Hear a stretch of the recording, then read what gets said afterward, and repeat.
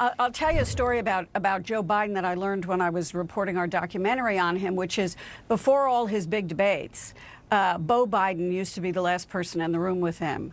And he would say to him, Dad, remember, home base, home base. Just remember what you need to say and say it, home base. Yeah. And that was their little code, and I bet he's thinking about that. Yeah. Hello, everybody. Welcome to Debate Night America Style on winnersandlosers.tv/twitch.com. It's me, Hank. We're talking about politics. It's going to be yet another exemplary example of America's finest men engaging in the grand American tradition of the battle of the soundbite. Which dumb, old, degraded old man can speak louder than the other one and score a point that our similarly ruined brains can remember? That's what's up tonight. Here we go. Starting in a few minutes. I just wanted to jump in before and say hello. This is me, Hank. I'm the guy who does the channel. I'm sure whoever's watching this knows that. This is going to be, that lady just told a great story, by the way. Home base. Home base. It's a story she learned. One word, home base. And she made about $14 million per second during that speaking. No, I'm just joking. But you know what I mean. These people are highly paid TV pundits and they say stupid shit like that. Let's see what Van Jones is talking about. I think Americans care about, and he's going to be fine. But if he gets rattled, all bets are off tonight. And Anderson, I would kind of use odd. Good point. If he stays unrattled, all bets are on. You heard it there.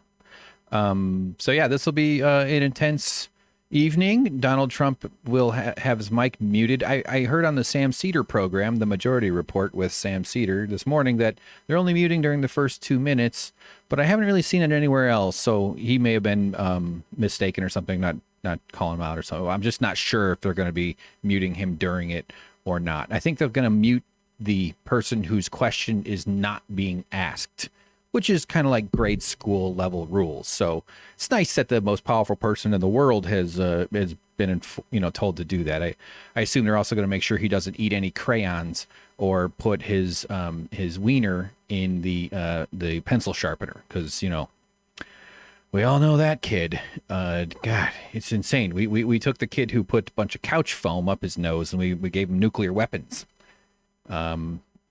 It's just I never get over the embarrassment of living in a country this stupid that would put someone so utterly bereft of any kind of reasonable humanity into power. So I'm not going to talk the whole time. I probably am going to jump in with some comments. I can't help myself, but I'm not going to. I'm going to try to keep my presence minimal, so I'm not too annoying to anybody watching. And otherwise, we're just going to enjoy democracy in action. This is just like we're living history here. We're seeing the death of an empire. It's pretty sad. Let's turn it up. Joe Biden has run a pretty disciplined campaign up until this point, and his debate performances, even dating back to the campaign, the primary campaign, were pretty disciplined. President Trump, though, on the other hand, has rejected, as Dana has reported, the kind of formal debate prep that you really need to do in order to navigate a tricky situation. He has had a couple of opportunities in the last. How terrifying must it be to have to go on stage with Trump, with this COVID spewer, this guy who can't help but spread it everywhere he goes. Actually, you know what? Hold on. I'm going to load up an animation that we made here on Twitch. Some of you will recognize what you're about to see. Biden's son all he wants, but a lot of Americans are tuning in to find out how their lives are actually going to get back to normal. In fact, I would say that not only did he struggle in the 60 Minutes interview and the town hall with Sinclair, but he actually gave opportunities to Joe Biden. He said things. He told Eric Bolling of Sinclair, he's asked him, would you do anything differently? And Trump said, not much. Mm-hmm. And then he told Leslie Stahl of 60 Minutes that he hopes the Supreme Court overturns Obamacare, which is something that the administration has been saying, well, no, we don't want that. Right. Listen, this is a president who has no shortage of advice, of good political advice for a typical candidate, or even for people, for somebody like Donald Trump, who is anything but typical. People who know him try to coax him into the right direction, and it has not worked over and over again for whatever reason. Before the last debate, every time he says something like going after Anthony Fauci, after the media, pick your area where it's been a distraction as opposed to what he has been told to do.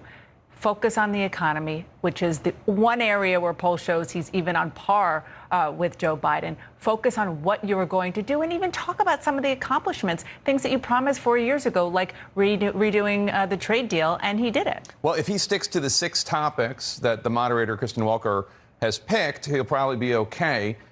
One of those topics is not the fever dreams of the far right-wing swamps, which is what he seems to be focused on quite a bit. But there are 6 topics. In addition, the microphones will be muted during the initial questions. Each candidate will get 2 minutes to talk. The other candidate's microphone will be muted. Then it goes to the other candidate, and the first candidate's microphone will be muted. Donald Trump gets the first question. He speaks for 2 minutes. Then it goes to Joe Biden. He'll speak for 2 minutes, and we'll see what happens. It's obviously a very, very high-stakes night with everything on the line in this election. Wolf? It certainly is, and only 12 days left in this election campaign.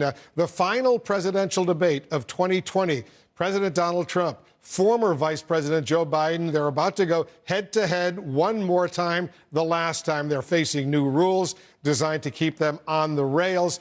And they're facing truly enormous pressure right now with this election, once again, only 12 days from now. You're looking at live pictures coming in from Belmont University in Nashville, Tennessee.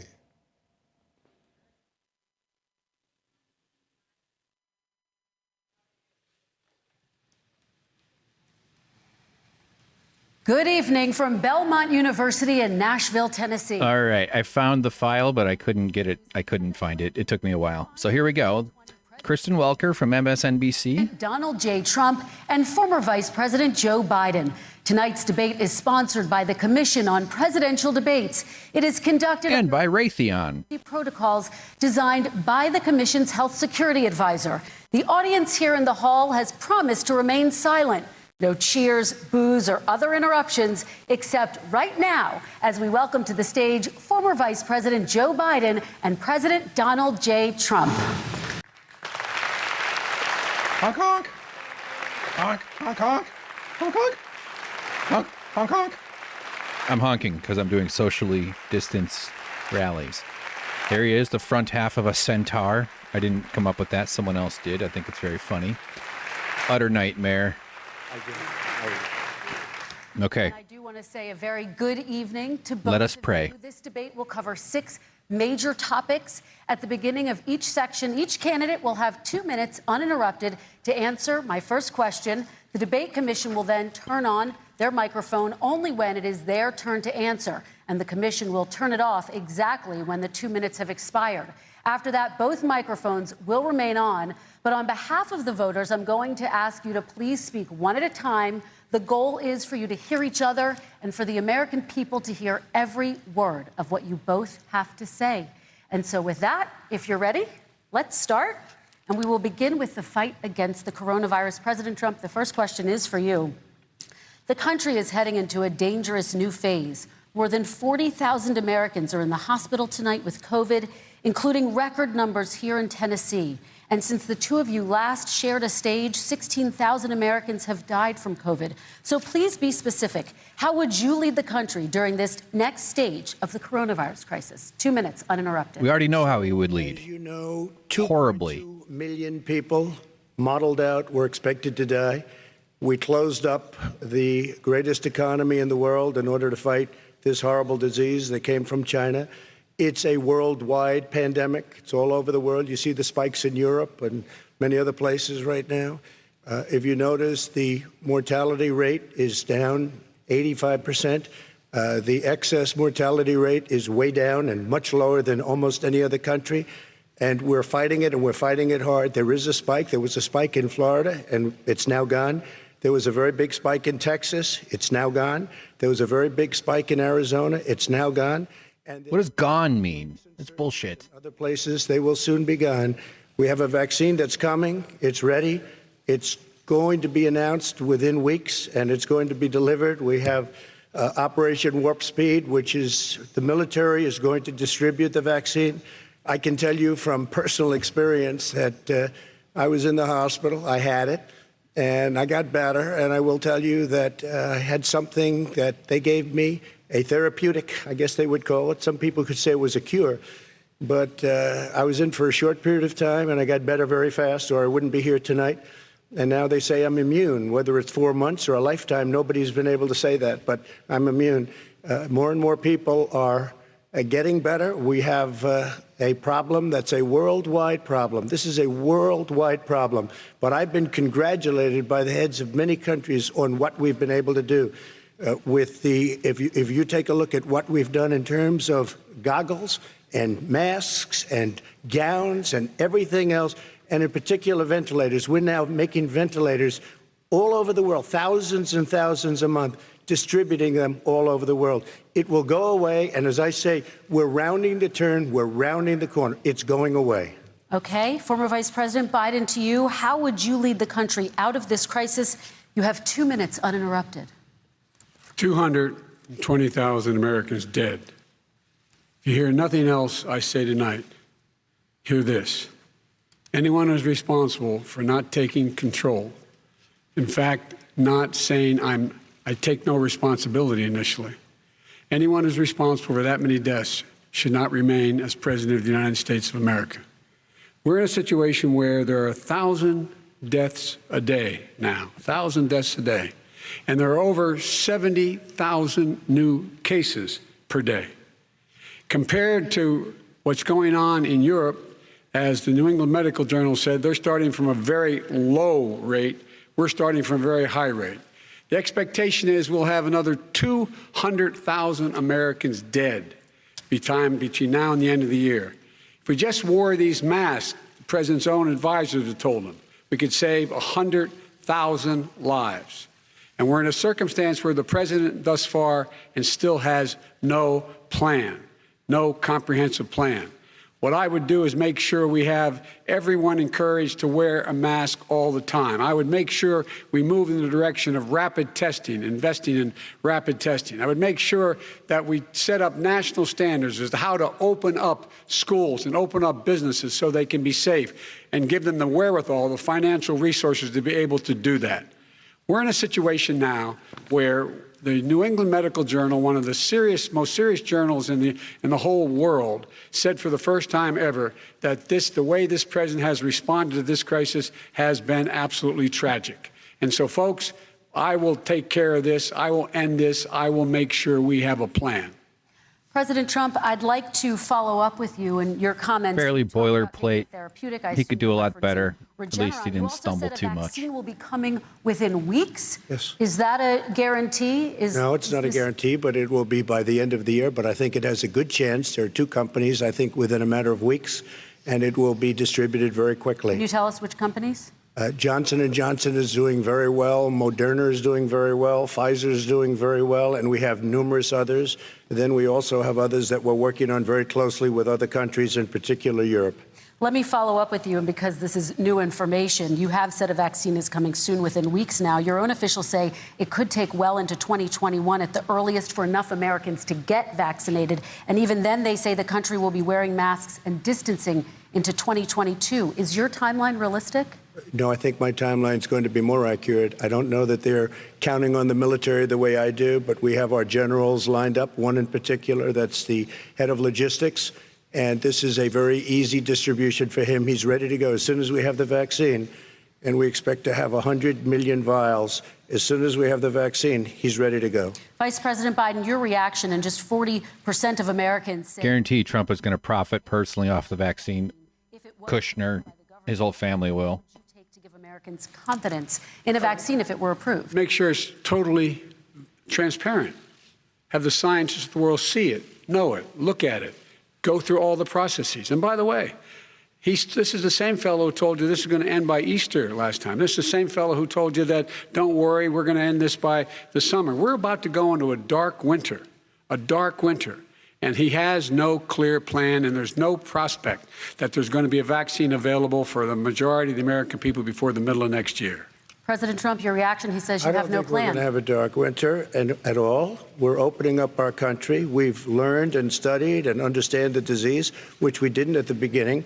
When I closed and banned China from coming in heavily infected, and then ultimately Europe. But China was in January. Months later, he was saying I was xenophobic. I did it too soon. Now he's saying, oh, I should have, moved quicker. But he didn't move quicker. He was months behind me, many months behind me. And frankly, he ran the H1N1 swine flu, and it was a total disaster, far less lethal, but it was a total disaster. Had that had this kind of numbers, 700,000 people would be dead right now, but it was a far less lethal disease.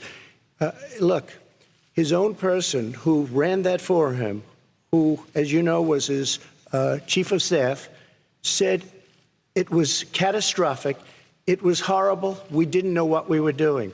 Now he comes up and he tells us how to do this.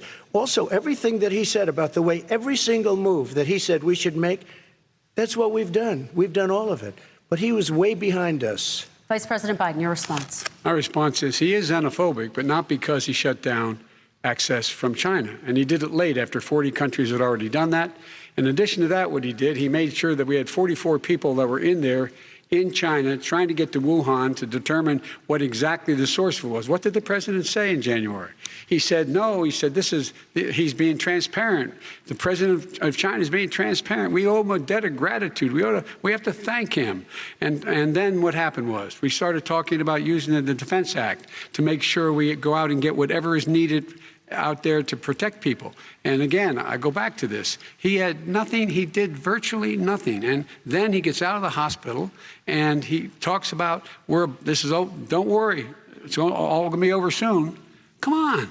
There's not another serious scientist in the world who thinks it's going to be over soon. President Trump, your reaction? I say over soon. I say we're learning to live with it. We have no choice. We can't lock ourselves up in a basement like Joe does. He has the ability to lock himself up. I don't know. He's obviously made a lot of money someplace, but he has this thing about living in a basement. People can't do that. By the way, I, as the president, couldn't do that. I'd love to put myself in the basement or in a beautiful room in the White House and go away for a year and a half until it disappears.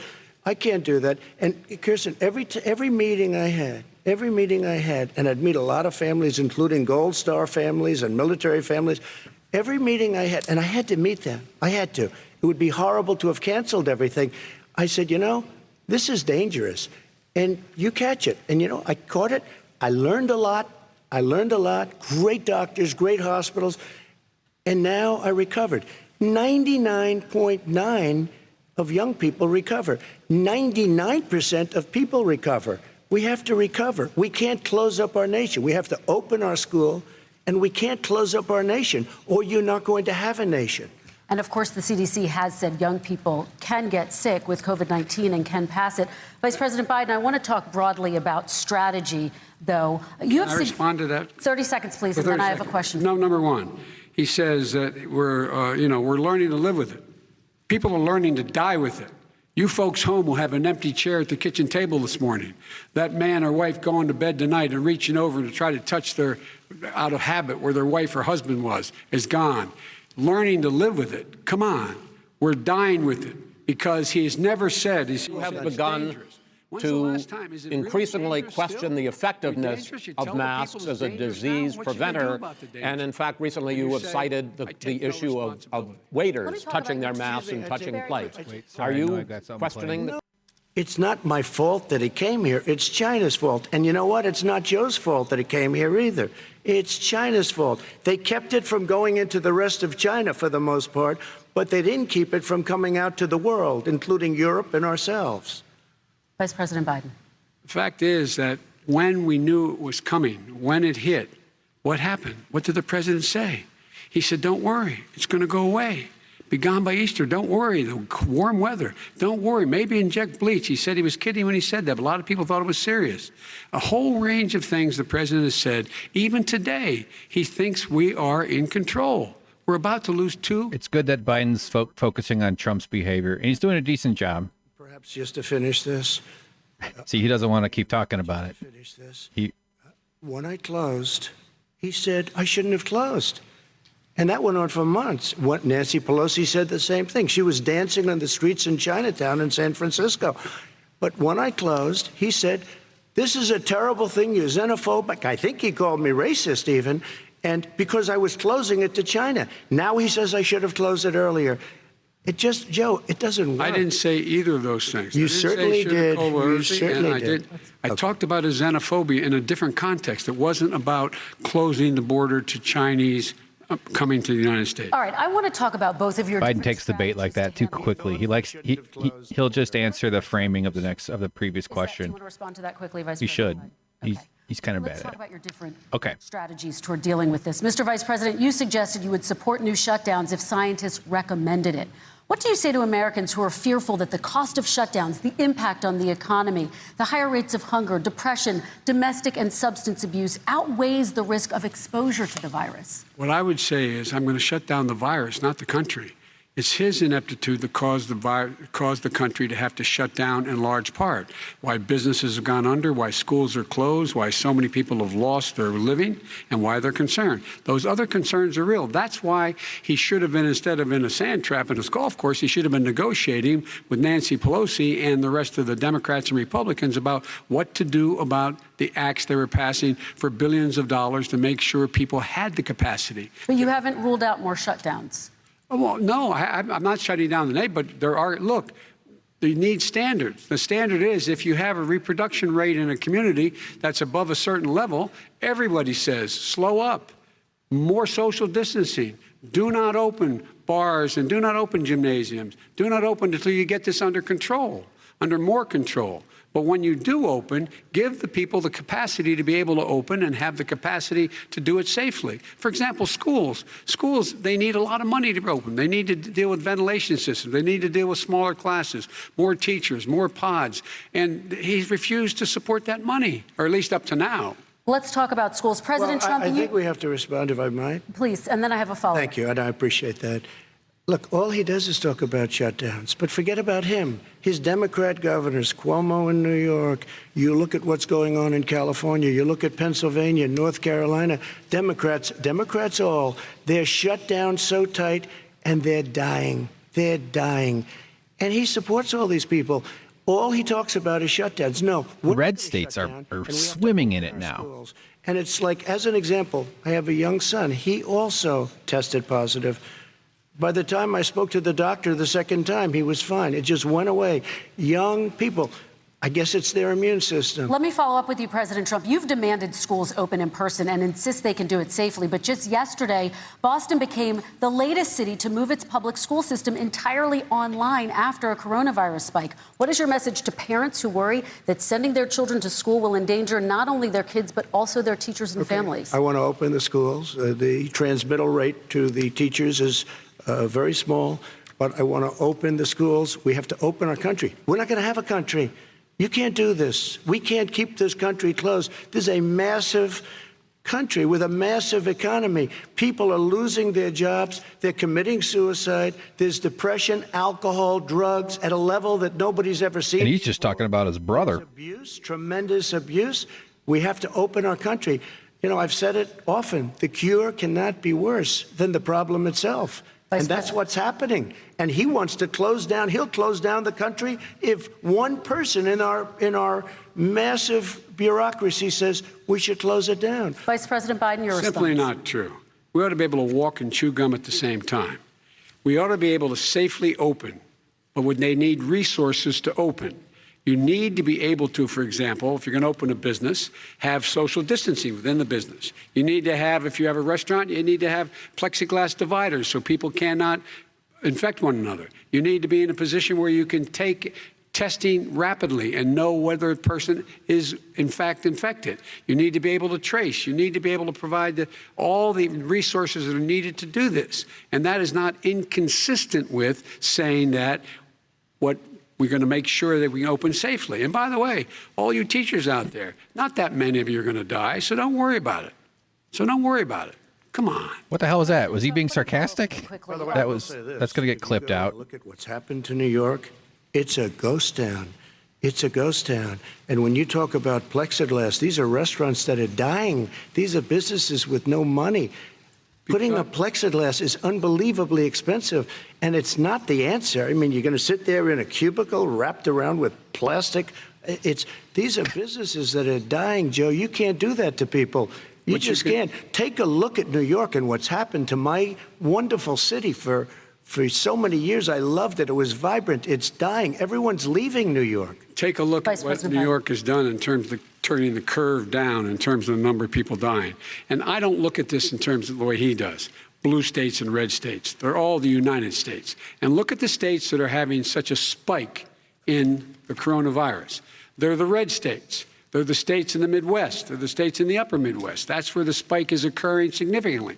But they're all Americans. They're all Americans. And what we have to do is say, wear these masks, number one. Make sure we get the help that the businesses need that has money's already been passed to do that. It's been out there since the beginning of the summer, and nothing's happened. President, New York has lost more than 40,000 people, 11,000 people in nursing homes. President Trump, what about... When you say spike, take a look at what's happening in Pennsylvania, where they've had it closed. Take a look at what's happening with your friend in Michigan, where her husband's the only one allowed to do anything. It's been like a prison. Now, it was just ruled unconstitutional. Take a look at North Carolina. They're having spikes, and they've been closed. And they're getting killed financially. We can't let that happen, Joe. You can't let that happen. We have to open up. And we understand the disease. We have to protect our seniors. We have to protect our elderly. We have to protect especially our seniors with heart problems and diabetes problems. And we will protect them. We have the best testing in the world by far. That's why we have so many cases. Let me follow up with you before we move on to our next section. President Trump, this week you called Dr. Anthony Fauci, the nation's best-known infectious disease expert, quote, a disaster. You described him and other medical experts as, quote, idiots. If you're not listening to them, who are you listening to as you fight this? I'm listening to all of them, including Anthony. I get along very well with Anthony. But he did say, don't wear masks. He did say, as you know, this is not going to be a problem. I think he's a Democrat, but that's okay. He said, this is not going to be a problem. We are not going to have a problem at all. When Joe says that, I said, Anthony Fauci said, and others, and many others, and I'm not knocking him a lot. Nobody knew. Look, nobody knew what this thing was. Nobody knew where it was coming from, what it was. We've learned a lot. But Anthony said, don't wear masks. Now he wants to wear masks. Anthony also said, if you look back, exact words, here's his exact words. This is no problem. This is going to go away soon. So he's allowed to make mistakes. He happens to be a good person. Vice President Biden, your response quickly, and then we're going to move on to the next section. My response is that think about what the president knew in January and didn't tell the American people. He was told this was a serious virus that spread in the air, and it was much worse than the flu. He went on record and said to one of your colleagues, recorded, that in fact he knew how dangerous it was, but he didn't want to tell us. He didn't want to tell us because he didn't want us to panic. He didn't want us. Americans don't panic. He panicked. But guess what? In the meantime, we found out in the New York Times the other day that, in fact, his folks went to Wall Street and said this is a really dangerous thing. And a memo out of that meeting, not from his administration, but from some of the brokers, said sell short because we got to get moving. It's a dangerous problem. Well, this is I'm going to give you 30 seconds to respond, and then we're going to move on. The Wall Street one, I don't know. Somebody went to Wall Street. You're the one that takes all the money from Wall Street. I don't take it. You have raised a lot of money. Tremendous amounts of money. And every time you raise money, deals are made, Joe. I could raise so much more money as president and as somebody that knows most of those people. I could call the heads of Wall Street, the heads of every company in America. I would blow away every record, but I don't want to do that because it puts me in a bad position. And then you bring up Wall Street. You shouldn't be bringing up Wall Street because you're the one that takes the money from Wall Street, not me. I could blow away your records that like you wouldn't believe. We don't need money. We have plenty of money. In fact, we beat Hillary Clinton with a tiny fraction of the money that she was able to. All right, gentlemen, we're going to move on. Don't tell me about Wall Street. Average contribution, $43. All right, we're going to move on to our next section, which is national security. And I do want to start with the security of our elections and some breaking news from overnight. Just last night, top intelligence officials confirmed again that both Russia and Iran are working to influence this election. They didn't confirm. They have obtained U.S. voter registration information, these officials say. Stenographer. She's not a reporter. Florida voters. This question goes to you, Mr. Vice President. What would you do to put an end to this threat? You have 2 minutes uninterrupted. I made it clear, and I ask everyone else to take the pledge. I made it clear that any country, no matter who it is, that interferes in American elections will pay a price. They will pay a price. And it's been overwhelmingly clear this election, I won't even get into the last one, this election, that Russia has been involved, China has been involved to some degree, and now we learn that Iran is involved. They will pay a price if I'm elected. They're interfering with American sovereignty. That's what's going on right now. They're interfering with American sovereignty. And to the best of my knowledge, I don't think the president said anything to Putin about it. I don't think he's talked with them a lot. I don't think he said a word. I don't know why he hadn't said a word to Putin about it. And I don't know what he has recently said, if anything, to the Iranians. My guess is he'd probably be more outspoken with regard to the Iranians. But the point is this, folks. Fucking we are Biden. in a situation where we have foreign countries trying to interfere in the outcome of our election. His own national security advisor told him that what is happening with his buddy, I will. His buddy, Rudy Giuliani, he's being used as a Russian pawn. He's being fed information that is Russian, that is not true. And then what happens? Nothing happens. And then you find out that everything that's going on here about Russia is wanting to make sure that I do not get elected the next president of the United States because they know I know them and they know me. I don't understand why this president is unwilling to take on Putin when he's actually paying bounties to kill American soldiers in Afghanistan, when he's engaged in activities that are trying to destabilize all of NATO. I don't know why he doesn't do it, but it's worth asking the question, why isn't that being done? Any country that interferes with us will, in fact, pay a price because they're affecting our sovereignty. President Trump, same question to you. Let me ask the question. You're going to have 2 minutes to respond. For 2 elections in a row now, there has been substantial interference from foreign adversaries. What would you do in your next term to put an end to this? 2 minutes uninterrupted. Well, let me respond to the first part, as Joe answered. Joe got $3.5 million from Russia, and it came through Putin because he was very friendly with the former mayor of Moscow, and it was the mayor of Moscow's wife. And you got $3.5 million. Your family got $3.5 million. And you know, someday you're going to have to explain, why did you get 3.5? I never got any money from Russia. I don't get money from Russia. Now, bullshit. About your thing last night, I knew all about that. And through John Ratcliffe, who is fantastic, DNI, he said, the one thing that's common to both of them, they both want you to lose, because there has been nobody tougher to Russia. Between the sanctions, nobody tougher than me on Russia. Between the sanctions, between all of what I've done with NATO, you know, I've got the NATO countries to put up an extra $130 billion, going to $420 billion a year. That's to guard against Russia.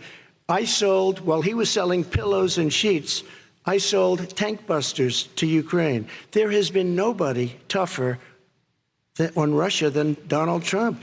And I'll tell you, they were so bad. They took over the submarine port. You remember that very well. During your term, during you and Barack Obama, they took over a big part of what should have been Ukraine. You handed it to them, but you were getting a lot of money from Russia. They were paying you a lot of money, and they probably still are. But now, with what came out today, it's even worse. All of the emails, the horrible emails of the kind of money that you were raking in, you and your family. And, Joe, you were vice president when some of this was happening, and it should have never happened. And I think you owe an explanation to the American people. Why is it? Somebody just had a news conference a little while ago who was essentially supposed to work with you and your family, but what he said was damning. And regardless of me, I think you have to clean it up and talk to the American people. Maybe you can do it right now. Vice President Biden, you may respond. 30 seconds. And then I do want to follow up on the election security. I have not taken a penny from any foreign source ever in my life. We learned that this president paid 50 times the tax in China, has a secret bank account with China, does business in China, and in fact is talking about me taking money. I have not taken a single penny from any country whatsoever, ever. Number one. Number two, this is a president, I have released all of my tax returns, 22 years. Go look at them. 22 years of my tax return. You have not released a single solitary year of your tax return. What are you hiding? Why are you unwilling? The foreign countries are paying you a lot. Russia's paying you a lot. China's paying you a lot. And your hotels and all your businesses all around the country, all around the world. And China's building a new road to a new a golf course you have overseas. So what's going on here? Why don't release your tax return or stop talking about corruption? President Trump, your response. First of all, I called my accountants under audit. I'm going to release them as soon as we can. I want to do it, and it'll show how successful, how great this company is. But much more importantly than that, people were saying $750. I asked them a week ago, I said, what did I pay? They said, sir, you prepaid tens of millions of dollars. I prepaid my tax. Tens over the last number of years.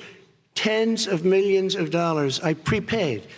Because at some point they think it's an estimate. They think I may have to pay tax. So I already prepaid it. Nobody told me that. Did your accountant Nobody tell told you that. Excuse me. And it wasn't written whenever they write this. They keep talking about $750, which I think is a filing fee.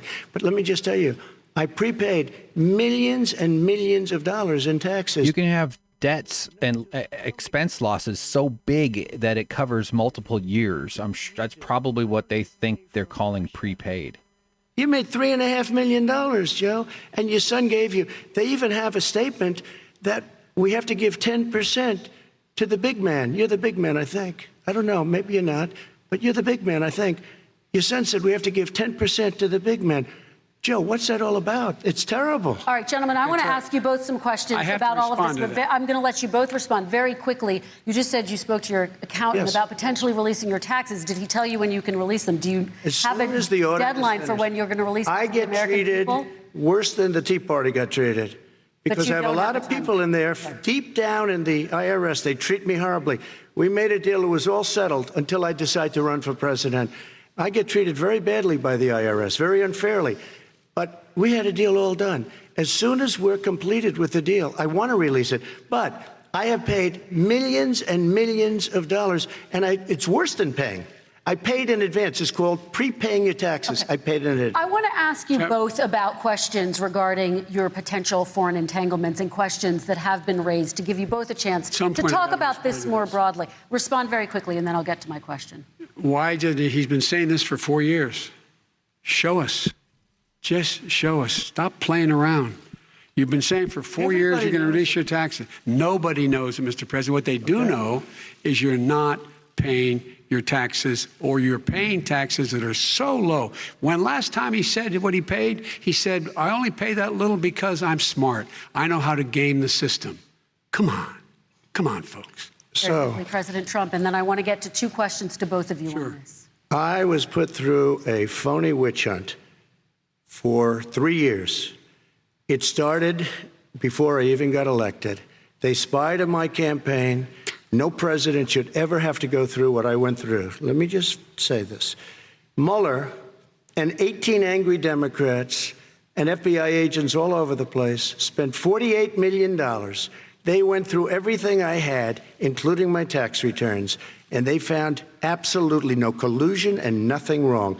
$48 million. I guarantee you, if I spent $1 million on you, Joe, I could find plenty wrong. Because the kind of things that you've done and the kind of monies that your family has taken, I mean, your brother made money in Iraq, millions of dollars. Your other brother made a fortune, and it's all through you, Joe. And they say you get some of it, and you do live very well. You have houses all over the place. You live very well. All right, gentlemen, let me just ask some questions about all of this broadly. Vice President Biden, there have been questions about the work your son has done in China and for a Ukrainian energy company when you were vice president. In retrospect, was anything about those relationships inappropriate or unethical?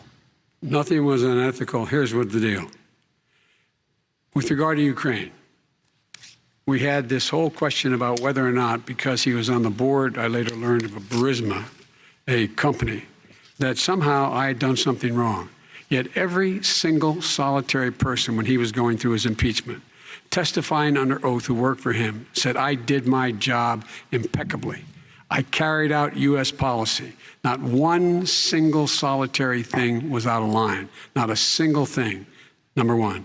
Number two, the guy who got in trouble in Ukraine was this guy trying to bribe the Ukrainian government to say something negative about me, which they would not do and did not do because it never, ever, ever happened.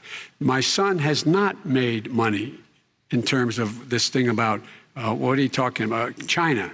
I have not had, the only guy made money from China is this guy. He's the only one. Nobody else has made money from China. Never President did Trump, deal with let me China. ask Biden my sucks. question to you. Biden's horrible. Just one thing. Very quick. His son didn't have a job for a long time, was sadly no longer in the military service. I won't get into that. And he didn't have a job. As soon as he became vice president, Burisma, not the best reputation in the world. I hear they paid him $183,000 a month. Listen to this. 183, and they gave him a $3 million upfront payment. All right. And he had no energy. I'm going to let the vice president That's respond to that quickly, 100% and then I need to get to a dishonest. question to you. Very No quickly, basis Vice for that. Everybody investigated that. No one said anything he did was wrong in Ukraine. Okay, President Trump, this is for you. Since you took office, you've never divested from your business. You've personally promoted your properties abroad. A report this week, which was referenced, does indicate that your company has a bank account in China. So how can voters know that you don't have any foreign conflicts of interest? I have many bank accounts, and they're all listed, and they're all over the place. I mean, They weren't in the disclosures. Doing business. The bank account you're referring to, which is everybody knows about it, it's listed. The bank account was in 2013. That's when it was. It was opened it was closed in 2015, I believe. And then I decided, because I was thinking about doing a deal in China like millions of other people. I was thinking about it, and I decided I'm not going to do it. Didn't like it. I decided not to do it. Had an account open, and I closed it. Okay. Excuse me. And then, unlike him, where he's vice president and he does business, I then decided to run for president after that. That was before. So I closed it before I even ran for president, let alone became president. Big difference. He is the vice president of the United States, and his son, his brother, and his other brother are getting rich. They're like a vacuum cleaner. They're sucking up money every President Trump, place he thank you. We goes. do need to move on. I do want to ask you, Vice President Biden, about China. Let's talk about China more broadly. There have, of course, President Trump has said that they should pay for not being fully transparent in regards to the coronavirus. If you were president, would you make China pay? And please be specific. What would that look like? What I'd make China do is play by the international rules, not like he has done. He has caused the deficit of China to go up, not down, with China, up, not down. We are making sure that in order to do business in China, you have to give all your intellectual property. You have to have a partner in China. It's 51%. We would not do that at all, number one. Number two, we're in a situation where China would have to play by the rules internationally as well. When I met with Xi, when I was still vice president, he said we're setting up air identification zones in the South China Sea. You can't fly through them. I said we're going to fly through them. We just flew B-52, B-1 bombers through it. We're not going to pay attention. They have to play by the rules. And what's he do? He embraces guys like the thugs like in North Korea and the Chinese president and Putin and others, and he pokes his finger in the eye of all of our friends, all of our allies. We make up we're 25% of the world's economy. We need to be having the rest of our friends with us saying to China, these are the rules. You play by them or you're going to pay the price for not paying by them economically. That's the way I will run it. And that's what we did in upholding steel tariffs and a range of other things when we were president and vice president. All right, let's talk about North Korea. Excuse me, no, I have to respond to that. Okay. Very quickly, and then we're going to move on to North with Korea. $1.5 billion from China to manage after spending 10 minutes in office and being in Air Force Two, number one. Number two, there's a very strong email talking about your family wanting to make $10 million a year for introductions. President Trump, on China policy, though, what specifically are you going to do? What specifically are you going to do to make China pay? You've said you're going to make them pay. First of all, China is paying. They're paying billions and billions of dollars. I just gave $28 billion. New sanctions? I just gave $28 billion to our farmers. Taxpayers' money.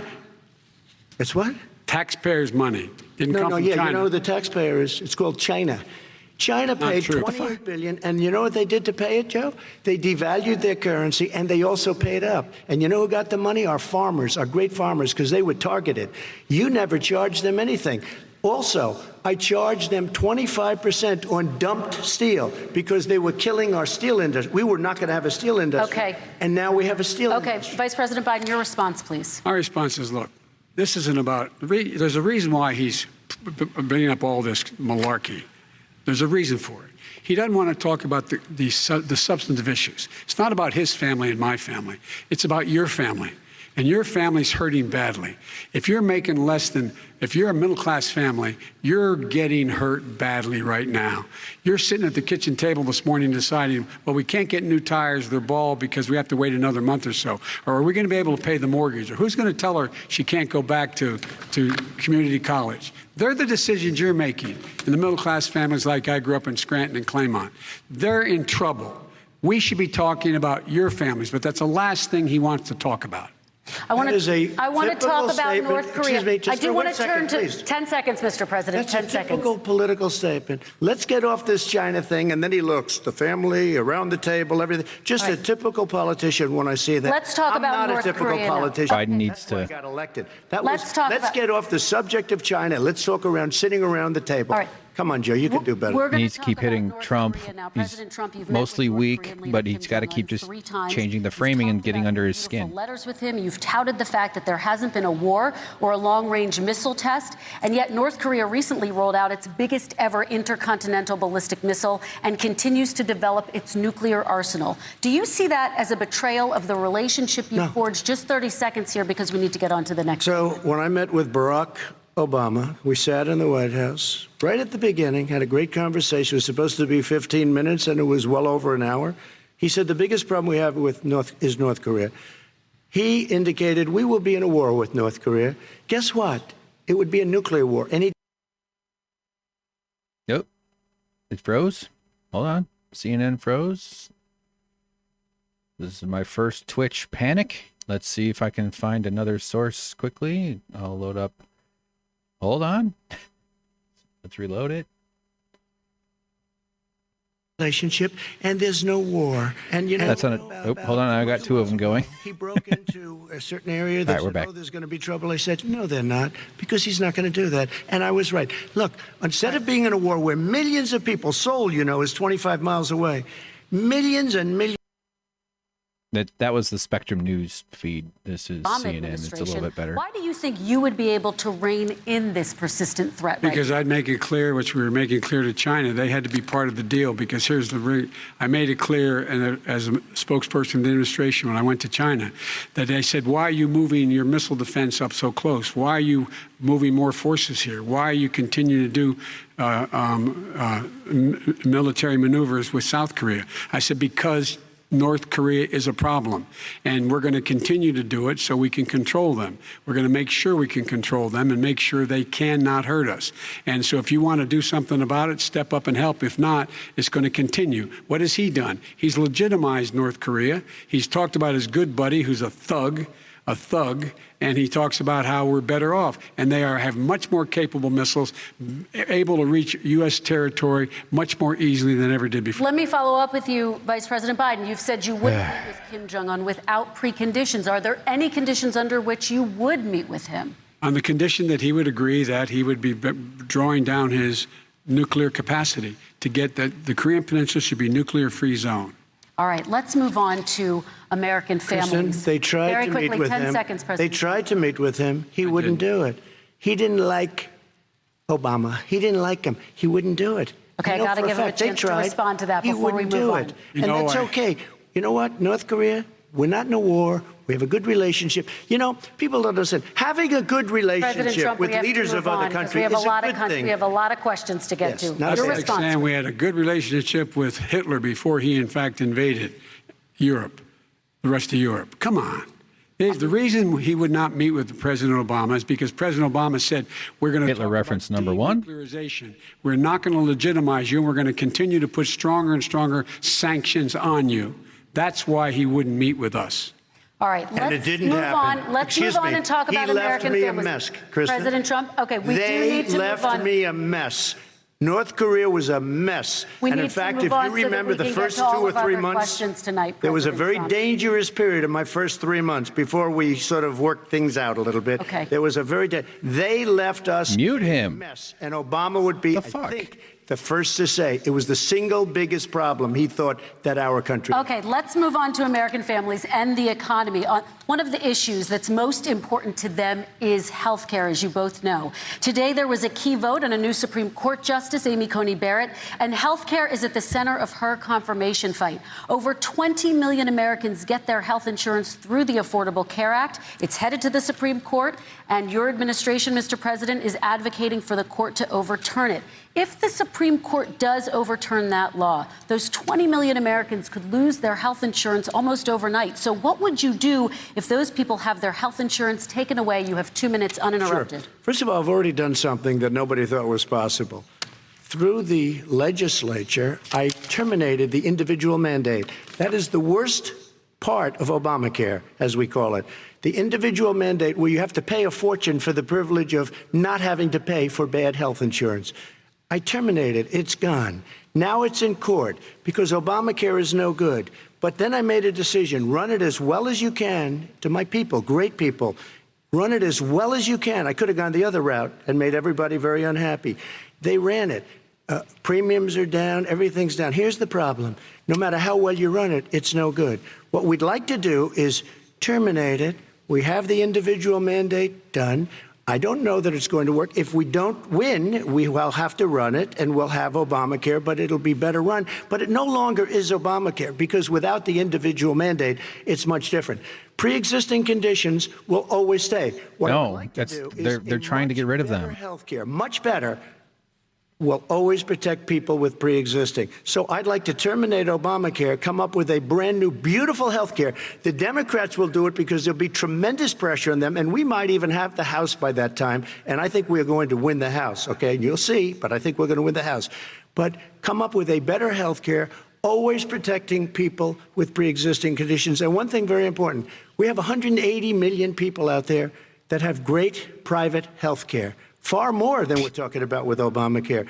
Joe Biden is going to terminate all of those policies. These are people that love their health care, people that have been successful, middle-income people, been successful.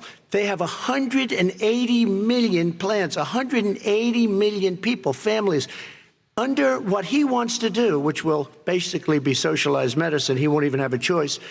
They want to terminate 180 million plans. We have done an incredible job on health care. And we're going to do even. Biden should say socialized medicine just saved your life. Jesus. The plan calls for building on Obamacare. So my question is, what is your plan if the law is ruled unconstitutional by the Supreme Court? You have 2 minutes uninterrupted. What I'm going to do is pass Obamacare with a public option.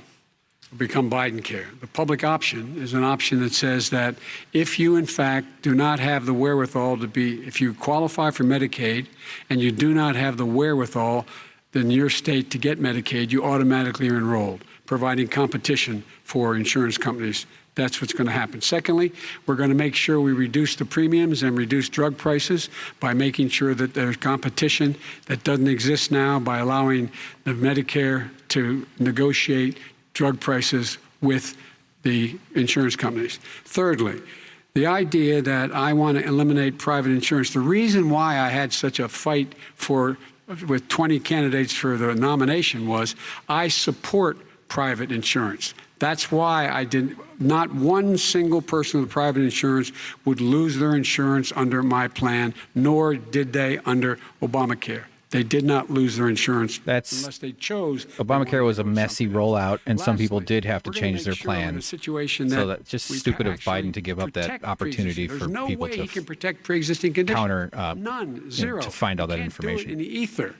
He's been talking about this for a long time. He's never come up with a plan. I guess we're going to get the pre-existing condition plan the same time we get the infrastructure plan that we've been waiting since 17, 18, 19, and 20. The fact, I still have a few more minutes. I know you're getting anxious.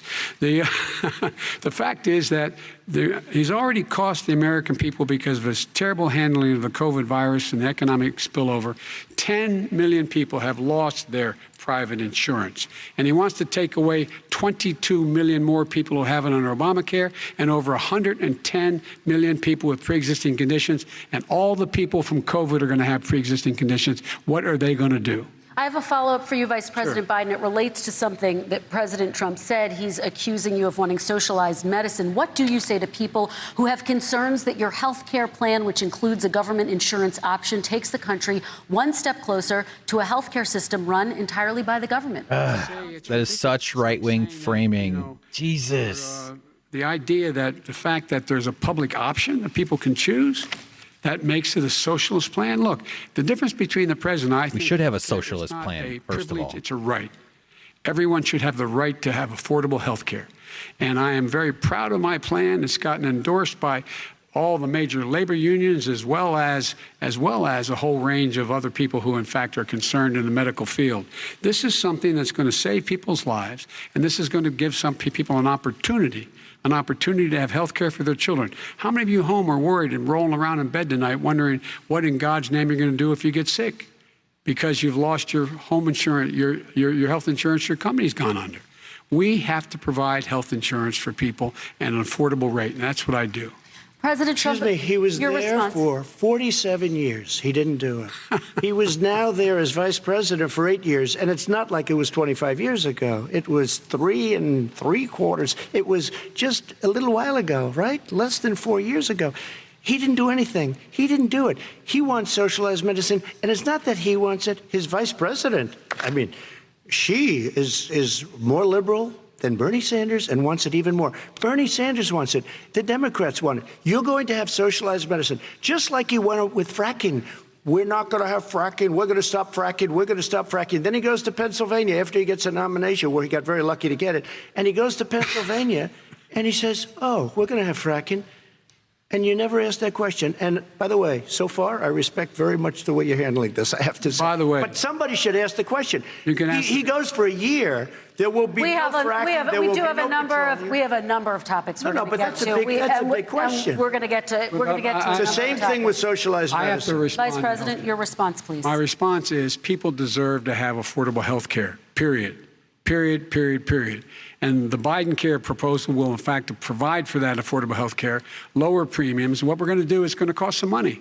It's going to cost over $750 billion over 10 years to do it.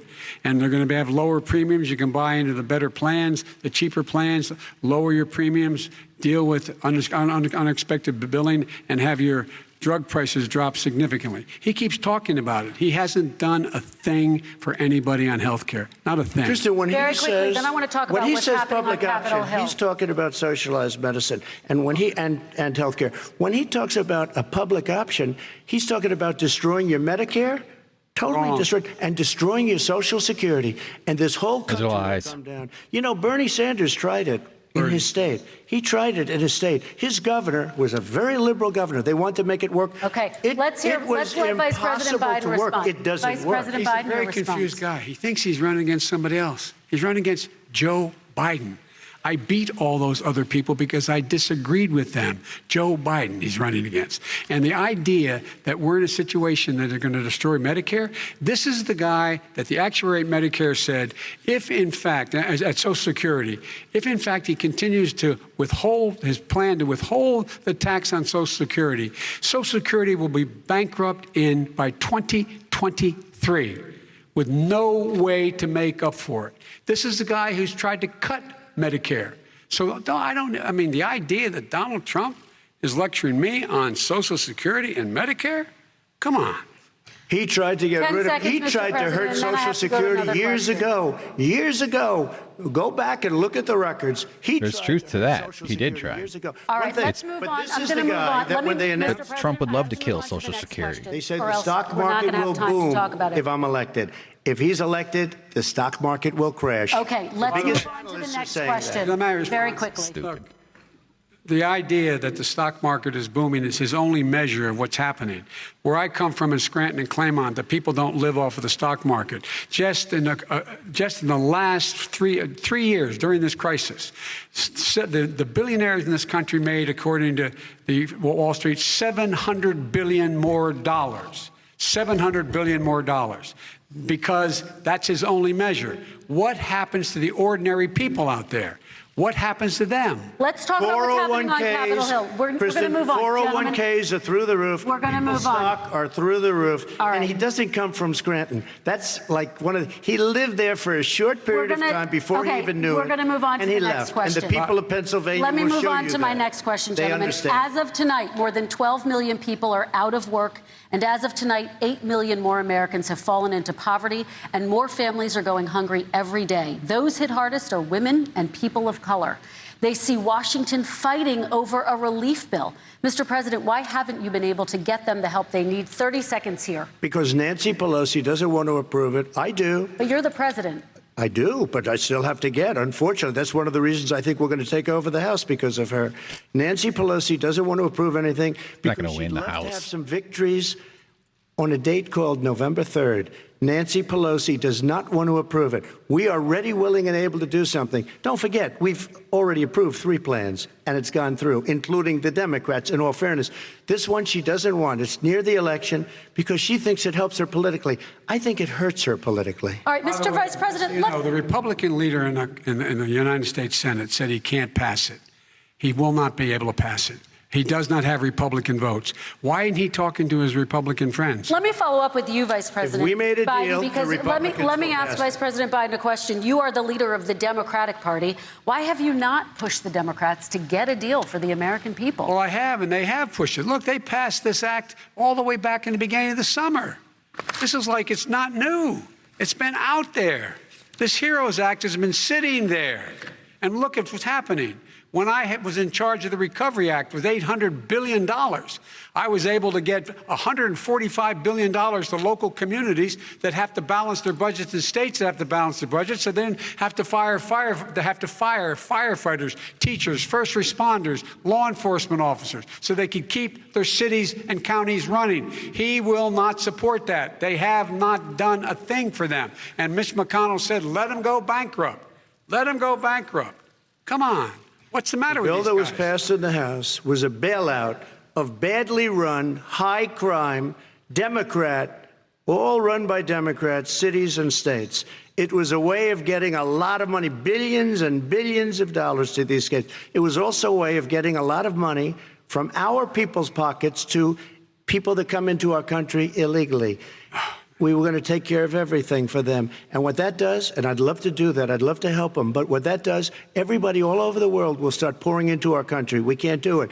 This was a way of taking care of them. This was a way of spending on things that had nothing to do with COVID, as per your question. But it was really a big bailout for badly run Democrat cities and states. All right, if I get elected, I'm running as a proud Democrat, but I'm going to be an American president. I don't see red states and blue states. What I see is American, United States. And folks, every single state out there finds themselves in trouble. They're going to start laying off, whether they're red or blue, cops, firefighters, first responders, because they have to balance their budget. And the founders were smart. They allowed the federal government to deficit spend to compensate for the United States of America. I want to talk about the minimum wage, gentlemen. Mr. Vice President, we are talking a lot about struggling small businesses and business owners these days.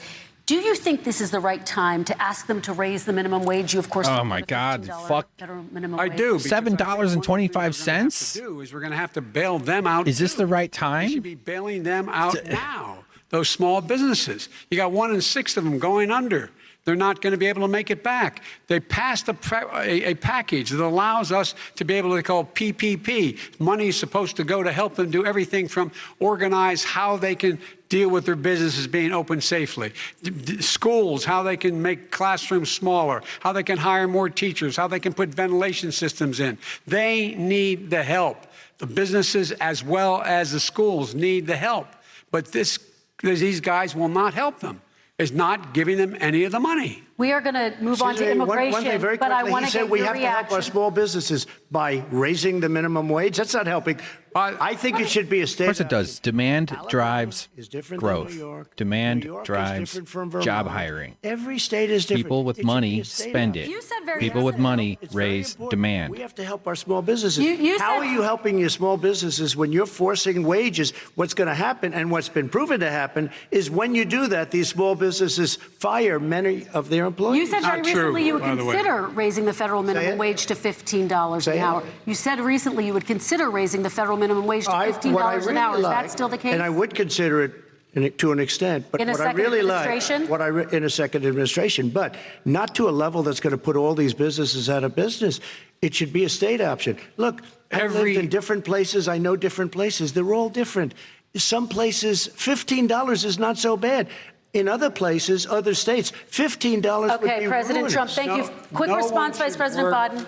2 jobs, 1 job, be below poverty. People are making $6, $7, $8 an hour. These first responders, we all clap for as they come down the street because they've allowed us to make it. What's happening? They deserve I meant to say a essential minimum wage workers. of $15. Anything below that puts you below the poverty level. And there is no evidence that when you raise the minimum wage, businesses go out of business. That is simply not true. We're going to talk about Also, immigration. We're going to talk about immigration now, gentlemen, and we're going to talk about families within this context. Mr. President, your administration separated children from their parents at the border, at least 4,000 kids. You've since reversed your zero-tolerance policy, but the United States can't locate the parents of more than 500 children. So how will these families ever be reunited? Children are brought here by coyotes and lots of bad people, cartels, and they're brought here, and they used to use them to get into our country. We now have as strong a border as we've ever had. We're over 400 miles of brand new wall. You see the numbers, and we let people in, but they have to come in legally, and they come in through But merit. how will you But reunite let me these just tell kids you, with their families, Let me just tell you, Mr. they President? built cages. You know, they used to say, I built the cages, and then they had a picture in a certain newspaper, and it was a picture of these horrible cages, and they said, look at these cages. President Trump built them, and then it was determined they were built in 2014. That was him. Do you They have a built plan to cages. reunite the kids Yes, with we're their working on families? it we're trying very hard. But a lot of these kids come out without the parents. They come over through cartels and through coyotes and through gangs. Vice President Biden, let me bring you into this conversation. Quick response and then another question to you. These 500-plus kids came with parents. They separated them at the border to make it a disincentive to come to begin with. Real tough. We're really strong. And guess what? They cannot, it's not coyotes didn't bring them over. Their parents were with them. They got separated from their parents. And it makes us a laughing stock and violates every notion of who we are as a nation. Let me ask you a follow-up Kristen, question. they did it. We changed the policy. Your response they to that? They did it. We changed. did not They built the separate cages. the Who built the cages, Joe? Let's talk about what Who we're built the talking about. cages, Let's Joe? talk about what we're talking about. What happened? Parents were ripped, their kids were ripped from their arms and separated. And now they cannot find over 500 of sets of those parents, and those kids are alone. Nowhere to go. Nowhere to go. It's criminal. It's criminal. Let me ask Kristen, you I will about say this. immigration. They 10 went down. seconds, We and then brought I need to ask reporters, you. everything. They are so well taken care of. They're in facilities that were so clean. But some and of them gotten haven't been such reunited But with their just ask families. one question. Who built the cages? I'd love you to ask him that. Who built the cages? Let me ask about your immigration policy, Mr. Vice President. The Obama administration did fail to deliver immigration reform, which had been a key promise during the administration. It also presided over record deportations as well as family detentions at the border before changing course. So why should voters trust you with an immigration overhaul now? Because it made a mistake. It took too long to get it right. It took too long to get it right. I'll be president of the United States, not vice president of the United States. And the fact is, I've made it very clear. Within 100 days, I'm going to send to the United States Congress a pathway to citizenship for over 11 million undocumented people. And all of those so-called dreamers, those DACA kids, they're going to be immediately certified again to be able to stay in this country and put on a path to citizenship. The idea that they are being sent home by this guy, and they want to do that, is they've gone to a country they've never seen before. I can imagine you're 5 years old, your parents are taking you across the Rio Grande River, and it's illegal. And you say, oh, no, Mom, leave me here. I'm not going to go with you. They've been here. Many of them are model citizens. Over 20,000 of them are first responders out there taking care of people during this crisis. We owe them. We owe them. Kristen, he had 8 years to do what he said he was going to do. And I've changed without having a specific. We got rid of catch and release. We got rid of a lot of horrible things that they put in and that they lived with. But he had 8 years he was vice president. He did nothing except build cages to keep children in. Vice President Biden, your response. The catch and release, you know what he's talking about there? If in fact you had a family came across and they were arrested, they in fact were given a date to show up for their hearing. They were released. And guess what? They showed up for a hearing. And this is the first president in the history of the United States of America that anybody seeking asylum has to do it in another country. That's never happened before in America. That's never happened before in America. You come to the United States and you make your case that I seek asylum based on the following premise, why I deserve it under American law. They're sitting in squalor on the other side of the river. President Trump, your response, so 30 important. seconds, and then we'll move on. It just shows that he has no understanding of immigration or the laws. Catch and release is a disaster. A murderer would come in, a rapist would come in, a very bad person would come in. We would take their name. We have to release them into our country. And then you say they come back. Less than 1% of the people come back. We have to send ICE out and Border Patrol out to find them. We would say, come back in 2 years, 3 years. We're going to give you a court case. You need Perry Mason. We're going to give you a court case. When you say they come back, they don't come back, Joe. Yeah. They never come back. Only the really way over 90% come back those with the in those lowest catch and release IQ, cases. They might come back. Okay, President Trump, let's give Vice President Biden very a chance to effective. respond, and then we're going to move on to the You next don't know section. the law, Joe. Vice President Biden, your response. Know the law, what he's telling you is simply not true. Well, check it out. They don't come back. Check it out. All right, let's move on. But we don't have to the worry next about it because they section. terminated it, so we don't have to worry about it. Let's anymore. move on to the next And you have section. 525 kids not knowing where in God's name they're going to be and lost their parents. Go ahead. All right, let's talk about our next section, which Great is country we got race here, in huh? America. And I want to talk about the way Black and brown Americans experience race in this country. Part of that experience is something called the talk. It happens regardless of class and income. Parents who feel they have no choice but to prepare their children for the chance that they could be targeted, including by the police, for no reason other than the color of their skin. Mr. Vice President, in the next 2 minutes, I want you to speak directly to these families. Do you understand why these parents fear for their children? I do. I do. You know, my daughter is a social worker, and she's written a lot about this. She has a graduate degree from the University of Pennsylvania in social work. And, you know, one of the reasons why I ended up working on the east side of Wilmington, Delaware, which is 90% African-American, was to learn more about what was going on. I never had to tell my daughter, if she's pulled over, make sure she puts, for a traffic stop, put both hands on top of the wheel and don't reach for the glove box because someone may shoot you. But a black parent, no matter how wealthy or how poor they are, has to teach their child when you're walking down the street, don't have a hoodie on when you go across the street, making sure that you, in fact, if you get pulled over, just yes, sir, no, sir, hands on top of the wheel, because you are, in fact, the victim, whether you're a person making child of a $300,000 a year person or someone who's on food stamps. The fact of the matter is there is institutional racism in America. And we have always said, we've never lived up to it, that we hold these truths to be self-evident. All men and women are created equal. Well, guess what? We have never, ever lived up to it, but we've always constantly been moving the needle further and further to inclusion, not exclusion. This is the first president to come along and says, that's the end of that. We're not going to do that anymore. We have to provide for economic opportunity, better education, better health care, better access to schooling, better access to opportunity to borrow money to start businesses. All the things we can do, and I've laid out a clear plan as to how to do those things, just to give people a shot. It's about accumulating the ability to have wealth as well as it is to be free from violence. President Trump, same question to you, and let me remind you of the question. I would like you to speak directly to these families. Do you understand why these parents fear for their children? Yes, I do. And again, he's been in government 47 years. He never did a thing except in 1994 when he did such harm to the black community. And they were called, and he called them super predators. And he said that. He said it, super predators.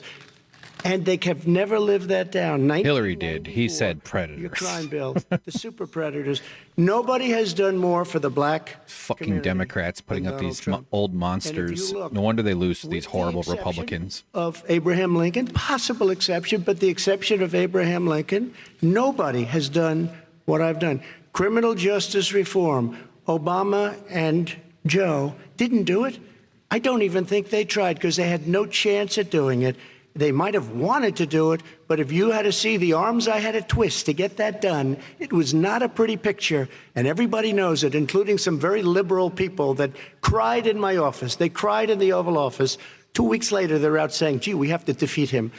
Criminal justice reform, prison reform, opportunity zones with Tim Scott, a great senator from South Carolina.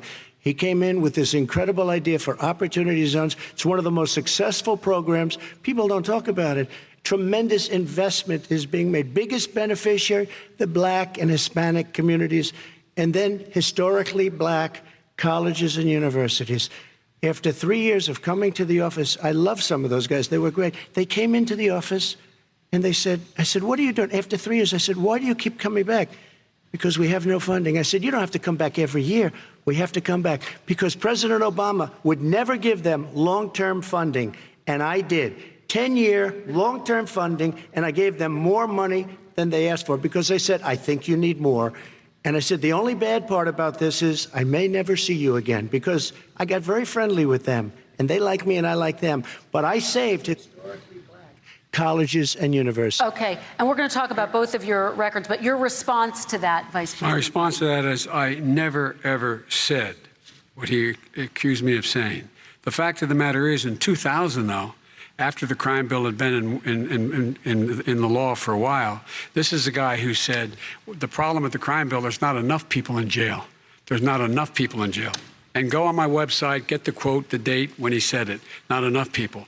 He talked about marauding gangs, young gangs, and the people who are going to maraud our cities. This is a guy who in the Central Park five innocent black kids, he continued to push for making sure that they got the death penalty. None of them were guilty of the crimes they were suggested. Look, and talk about granted, he did in fact let 20 people, he commuted 20 people's sentences. We commuted over 1,000 people's sentences. Over 1,000. The very law he's talking about is a law that, in fact, initiated by Barack Obama. And secondly, we're in a situation here where the federal prison system was reduced by 38,000 people under our administration. And one of these things we should be doing, there should be no minimum mandatories in the law. That's why I'm offering $20 billion to states to change their state laws to eliminate minimum mandatories and set up drug courts. No one should be going to jail because they have a drug problem. They should be going to rehabilitation, not to jail. We should fundamentally change the system, and that's what I'm going to do. But why didn't he do it 4 years ago? Why didn't you do that 4 years ago, even less than that? Why didn't you do it? You were vice president. You keep talking about all these things you're going to do and you're going to do this. But you were there just a short time ago, and you guys did nothing. We did. You know, Joe, I ran because of you. I ran because of Barack Obama, because you did a poor job. If I thought you did a good job, I would have never run. I would have never run. I ran because of you. I'm looking at you now. You're a politician. I ran because of you. Trump thinks he's scoring a finish him move right there. Some questions for both of you. Well, I tell you what, I hope he does look at me, because what's happening here is, you know who I am. You know who he is. You know his character. You know my character. You know our reputations for honor and telling the truth. I am anxious to have this race. Biden's not good on that. I'm anxious to see this take place. The character of the country is on the ballot. Our character is on the ballot. Look at us closely. Let me ask some follow-up. Please respond, and then we're going to have follow-up questions. If this stuff is true about Russia, Ukraine, China, other countries, Iraq, if this is true, then he's a corrupt politician. All right. So don't give me the stuff about how you're this innocent baby. Joe, they're calling you a corrupt politician. They're calling you. I want to stay on the issue of race. We're talking about the issue. Laptop from hell. President Trump, we're talking about race right now, and I do want to stay on the issue of race. President Trump, I have to respond to that. Please, because look, very quickly. there are 50 former national intelligence folks who said that what he's accusing me of is a Russian plant.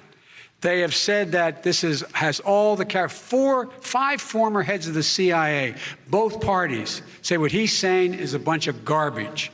Nobody believes it except his and his good friend Rudy Giuliani. You mean the laptop is now another Russia hoax? That's exactly what. Is this that's where you're exactly going? what. This is told. where he's going. The laptop is Russia, Gentlemen, Russia. I want to stay on the issue of race. You have to be kidding. Here we go again with Russia. We're going to continue on the issue of race. Mr. President, you've described the Black Lives Matter movement as a symbol of hate. You've shared a video of a man chanting white power to millions of your supporters. You've said that black professional athletes exercising their First Amendment rights should be fired. What do you say to Americans who say that kind of language from a president is contributing to a climate of hate and racial strife? Well, you have to understand, the first time I ever heard of Black Lives Matter, they were chanting pigs in a blanket, talking about police. Pigs, talking about our police. Pigs in a blanket, fry them like bacon. I said, that's a horrible thing. And they were marching down the street. And that was my first glimpse of Black Lives Matter. I thought it was a terrible thing.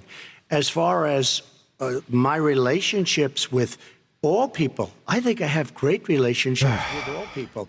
I am the least racist person in this room. Well, what do you say Least to Americans who are racist person. concerned by He that says that a rhetoric lot. I and don't know. by I don't know videos? what to say. I got criminal justice reform done and prison reform and opportunity zones. I took care of black colleges and universities. I don't know what to say.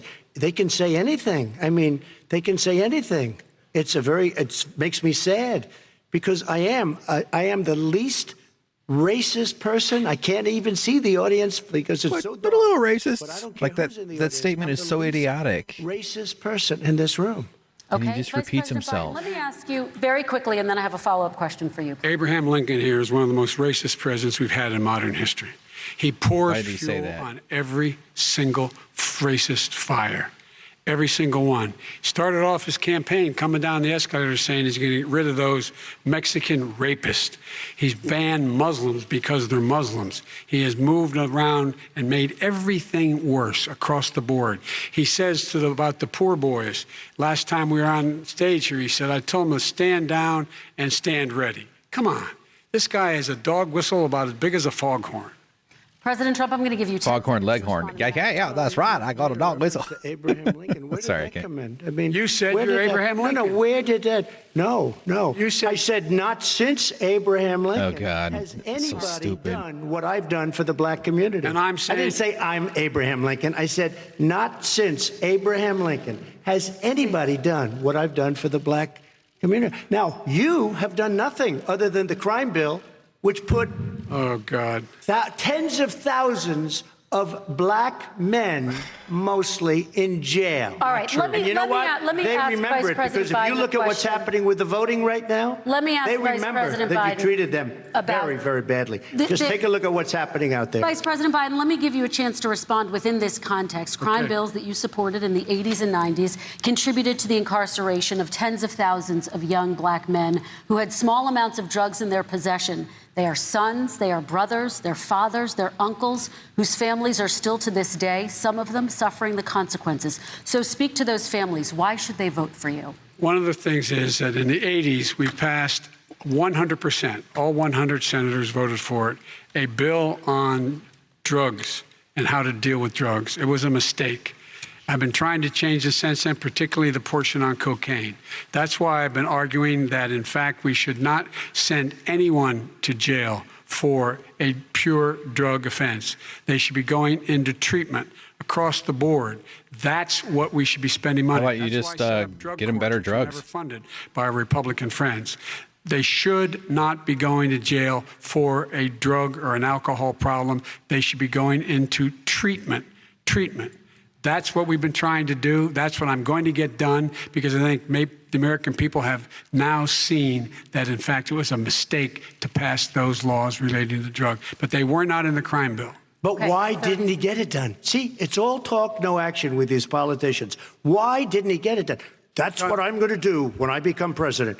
You were vice president along with Obama as your president, your leader, for 8 years. Why didn't you get it done? You had 8 years to get it done. Now you're saying you're going to get it done because you're all talk and no action, Jim. We got a lot of it done. We released 38,000. We got 38,000 prisoners left from the. You got nothing done. 38,000 prisoners were released from federal prison. There were over 1,000 people who were given clemency. In fact, we're the ones that put in the legislation saying we could look at pattern and practice of police departments and what they were doing, how they were conducting themselves. I could go on, but we began the process. We lost an election. That's why I'm running to win back that election and change his terrible policy. I just asked one question. Why didn't you do it in the 8 years, a short time ago? Why didn't you do it? You just said, I'm going to do that. I'm going to do this. You put tens of thousands of mostly black young men in prison. Now you're saying you're going to undo that. Why didn't you get it done? You had 8 years with Obama.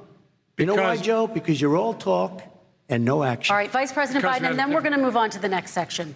We had a Republican Congress. That's the answer. Well, you got to talk them into it, Joe. All right. You got to talk them into it. Like I did with criminal justice. That demon Republican Party. They weren't trying any, this whole argument is ridiculous. Trump, don't answer Trump's idiotic questions unless you really have to. On climate change. President Trump, you say that environmental regulations have hurt jobs in the energy sector. Vice President Biden, you have said you see addressing climate change as an opportunity to create new jobs. For each of you, how would you both combat climate change and support job growth at the same time? Starting with you, President Trump, you have 2 minutes uninterrupted.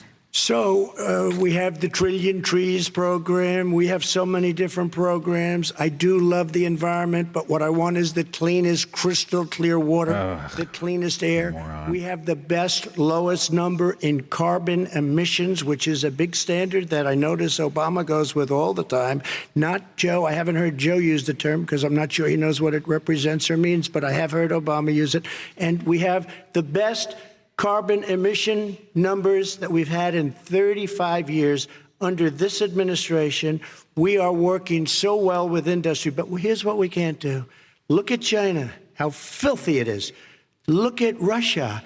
Look at India. It's filthy. The air is filthy. The Paris Accord, I took us out because we were going to have to spend trillions of dollars, and we were treated very unfairly. When they put us in there, they did us a great disservice. They were going to take away our businesses. I will not sacrifice tens of millions of jobs, thousands and thousands of companies because of the Paris Accord. It was so unfair. China doesn't kick in until 2030. Russia goes back to a low standard, and we kicked in right away. It would have destroyed our businesses. So, you ready? We have done an incredible job environmentally.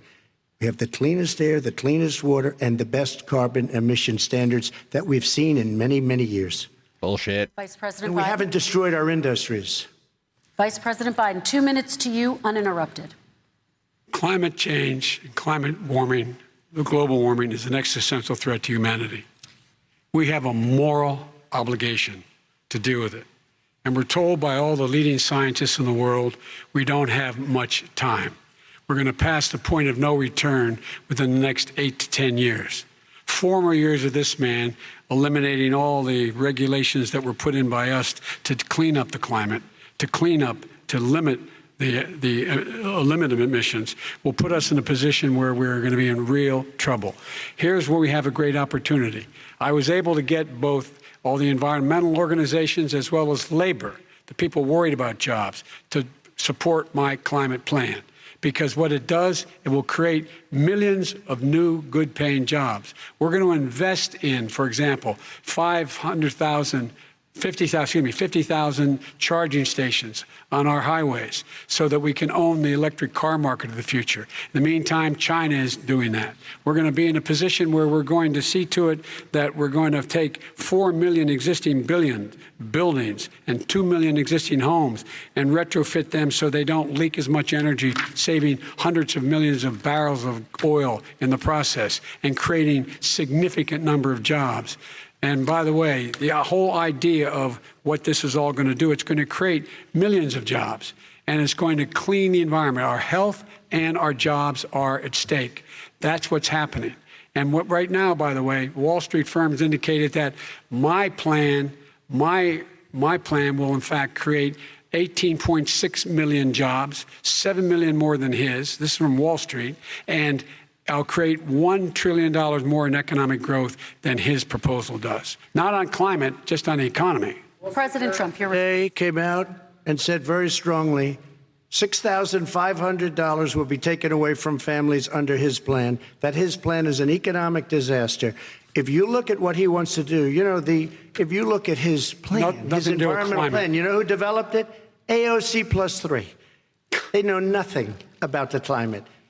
I mean, she's got a good line of stuff, but she knows nothing about the climate. And they're all hopping through hoops for AOC +3.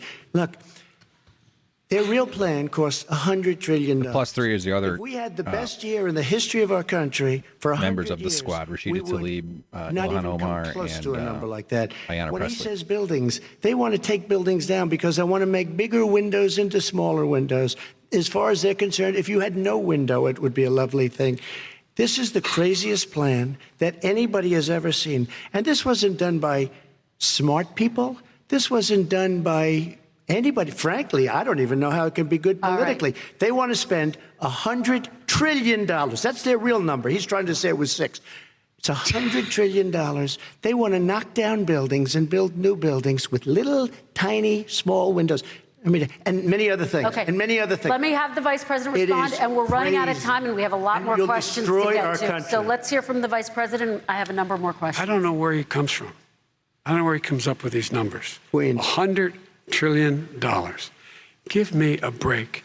This plan was endorsed by every major environmental group and every labor group. Because they know the future lies. The future lies in us being able to breathe, and they know there are good jobs in getting us there. And by the way, the fastest growing industry in America is solar energy and wind. He thinks wind causes cancer, windmills. It's the fastest growing jobs, and they pay good prevailing wages, $45, $50 an hour. We can grow and we can be cleaner if we go the route I'm proposing. President Trump, please respond, and then I have some follow-up. We are energy independent for the first time. We don't need all of these countries that we had to fight war over because we needed their energy. We are energy independent. I know more about wind than you do. We never needed their energy. Our oil companies wanted access to their oil fields. It's very intermittent. It's got a lot of problems, and they happen to make the windmills in both Germany and China. And the fumes coming up, if you're a believer in carbon emission, the fumes coming up to make these massive windmills is more than anything that we're talking about with natural gas, which is very clean. One other thing. Oh my God, it's not. I love solar, but solar doesn't quite have it yet. It's not powerful yet to really run our big, beautiful factories that we need to compete with the world. So it's all a pipe dream. But you know what we'll do? We're going to have the greatest economy in the world. But if you want to kill the economy, get rid of your oil industry. And what about fracking? All right, let me allow Vice President Biden to respond. I never said I oppose fracking. Here we go. This fracking bullshit. Show the tape. Put it on your website. I'll put it on. Put it on the website. The fact of the matter is he's flat lying. Would you rule out banning fracking? I do rule out banning fracking because the answer, we need other industries to transition to get to ultimately a complete zero emissions by 2025. What I will do with fracking over time is make sure that we can capture the emissions from the fracking, capture the emissions from gas. We can do that, and we can do that by investing money in doing it. What about all the poisoned water? I have one more question in this pod, and then He was against fracking. He said it. I will show that to you tomorrow. I am against fracking. Until he got the nomination, went to Pennsylvania, then he said, but you know what, Pennsylvania? He'll be against it very soon because his party is totally against fracking on federal land. I said no fracking and/or oil on federal land. Let me ask this final question in this section, and then I want to move on to our final section. President Trump, people of color are much more likely to live near oil refineries and chemical plants. In Texas, there are families who worry the plants near them are making them sick.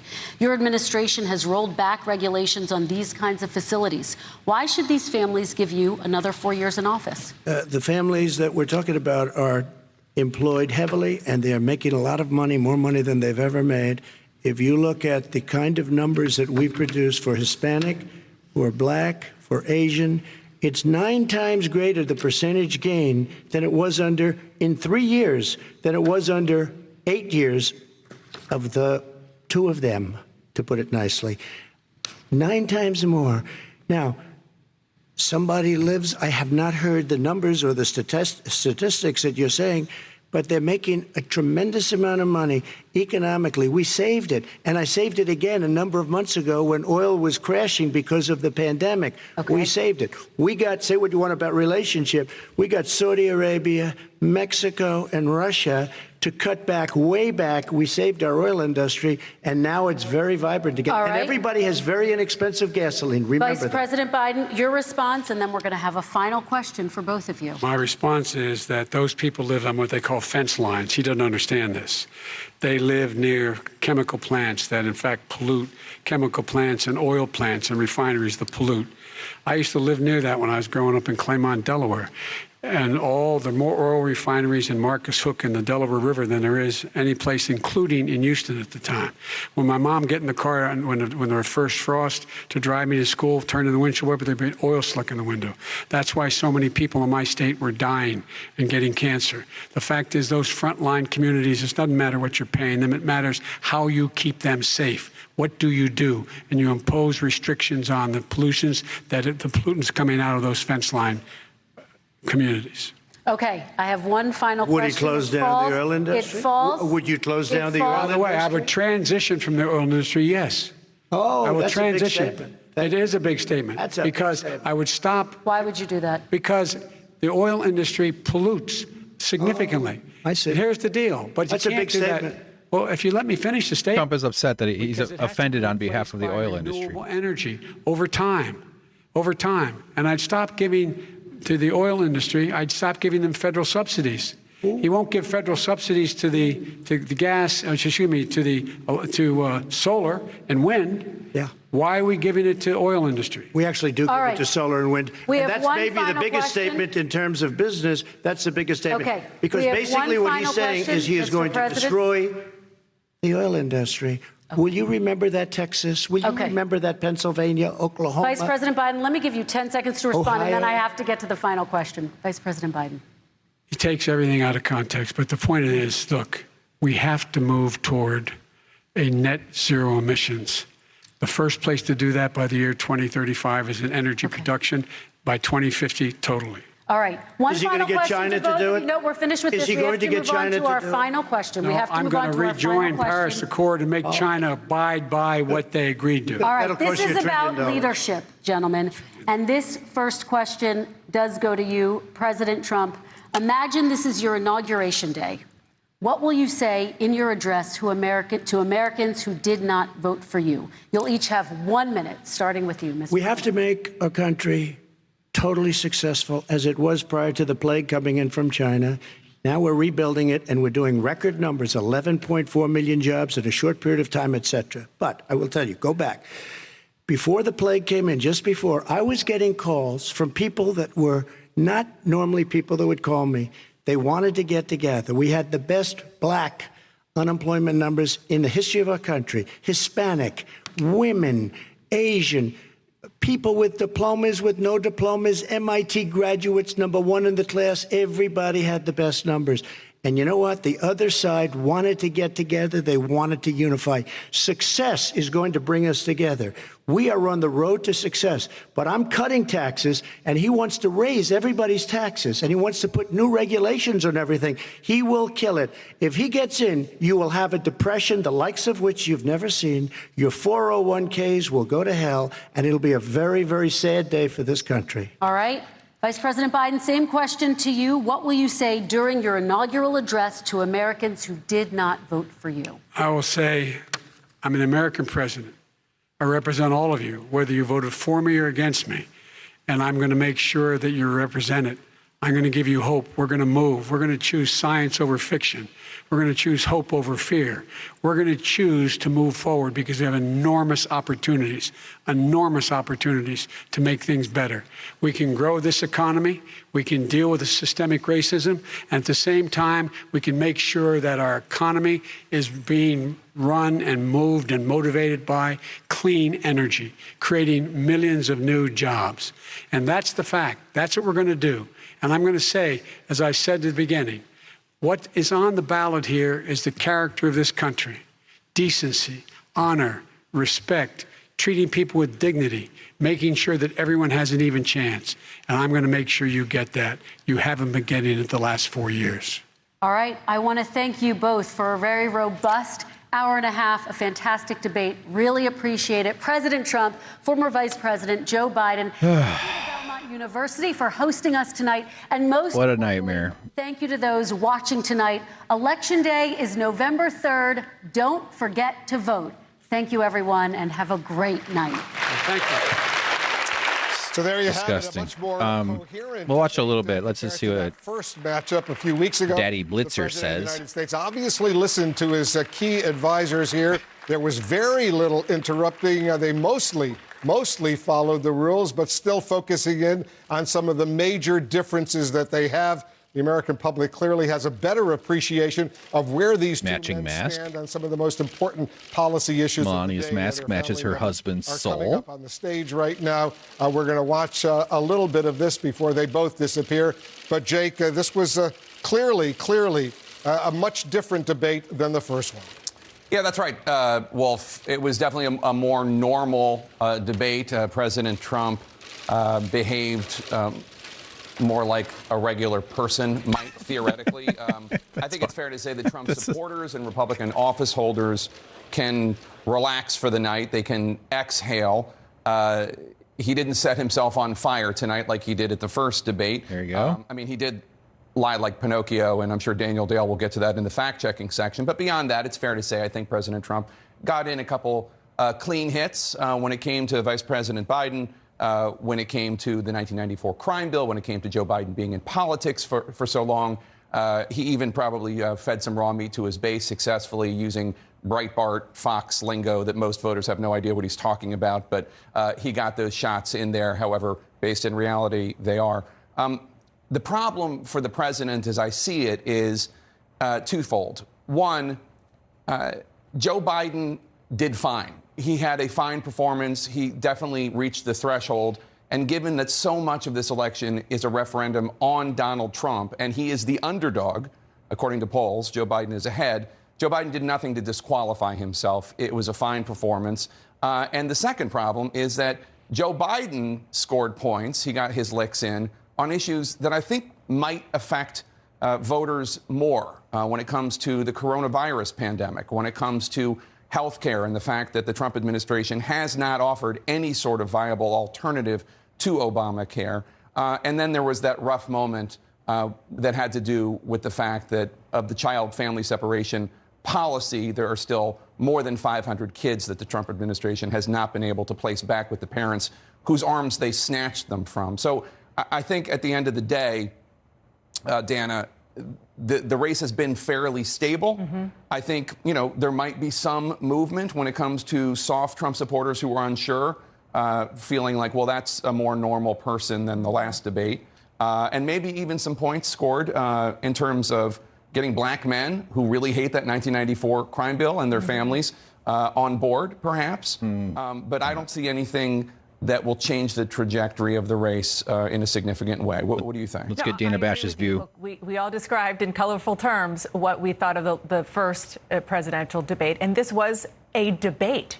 It's what Americans should expect when they are watching two people who want to be. We should expect a lot better than that. The low standards for presidential whatever is so apparent. Everybody participates in lowering the bar. Daniel will get to that were just flat out lies, and they got off course talking about things that probably most people don't care about, especially in where we are in a pandemic and in very, very tough times. But Donald Trump listened to his advisors this time. I talked to a lot of them going into the debate.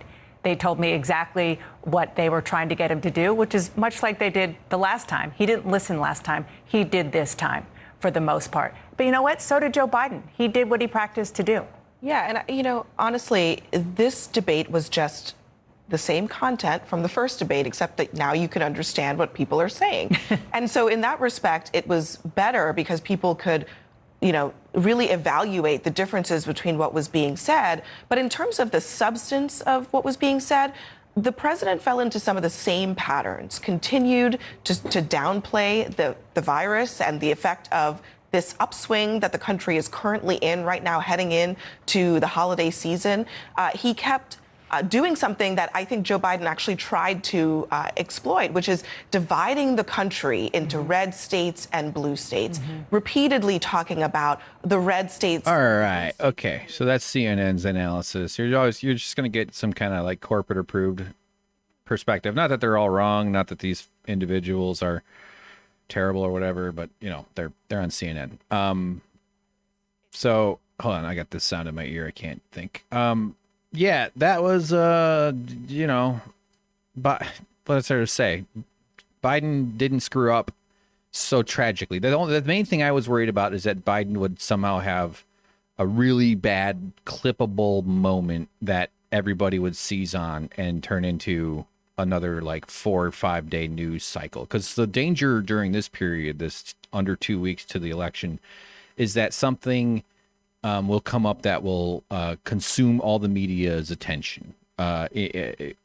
Like both parties are trying to dominate the media cycles via what is known in politics as the October surprise. The whole point of that is to send Americans to the polls with the final impression. It's like you only remember the last joke of a comedian or something like that. So Biden didn't slip up so badly. He still comes off. I mean, honestly, like I'm very disappointed that the Democrats put him up into this for various reasons. One, he's slow. He's definitely dropped multiple notches in terms of his mental acuity and his quickness, and old speeches of his and old interviews with him. He doesn't seem like this, and he claims it's a stutter. I don't think that's a lie. He probably did overcome some kind of stutter, but throughout his whole career, he was never like this.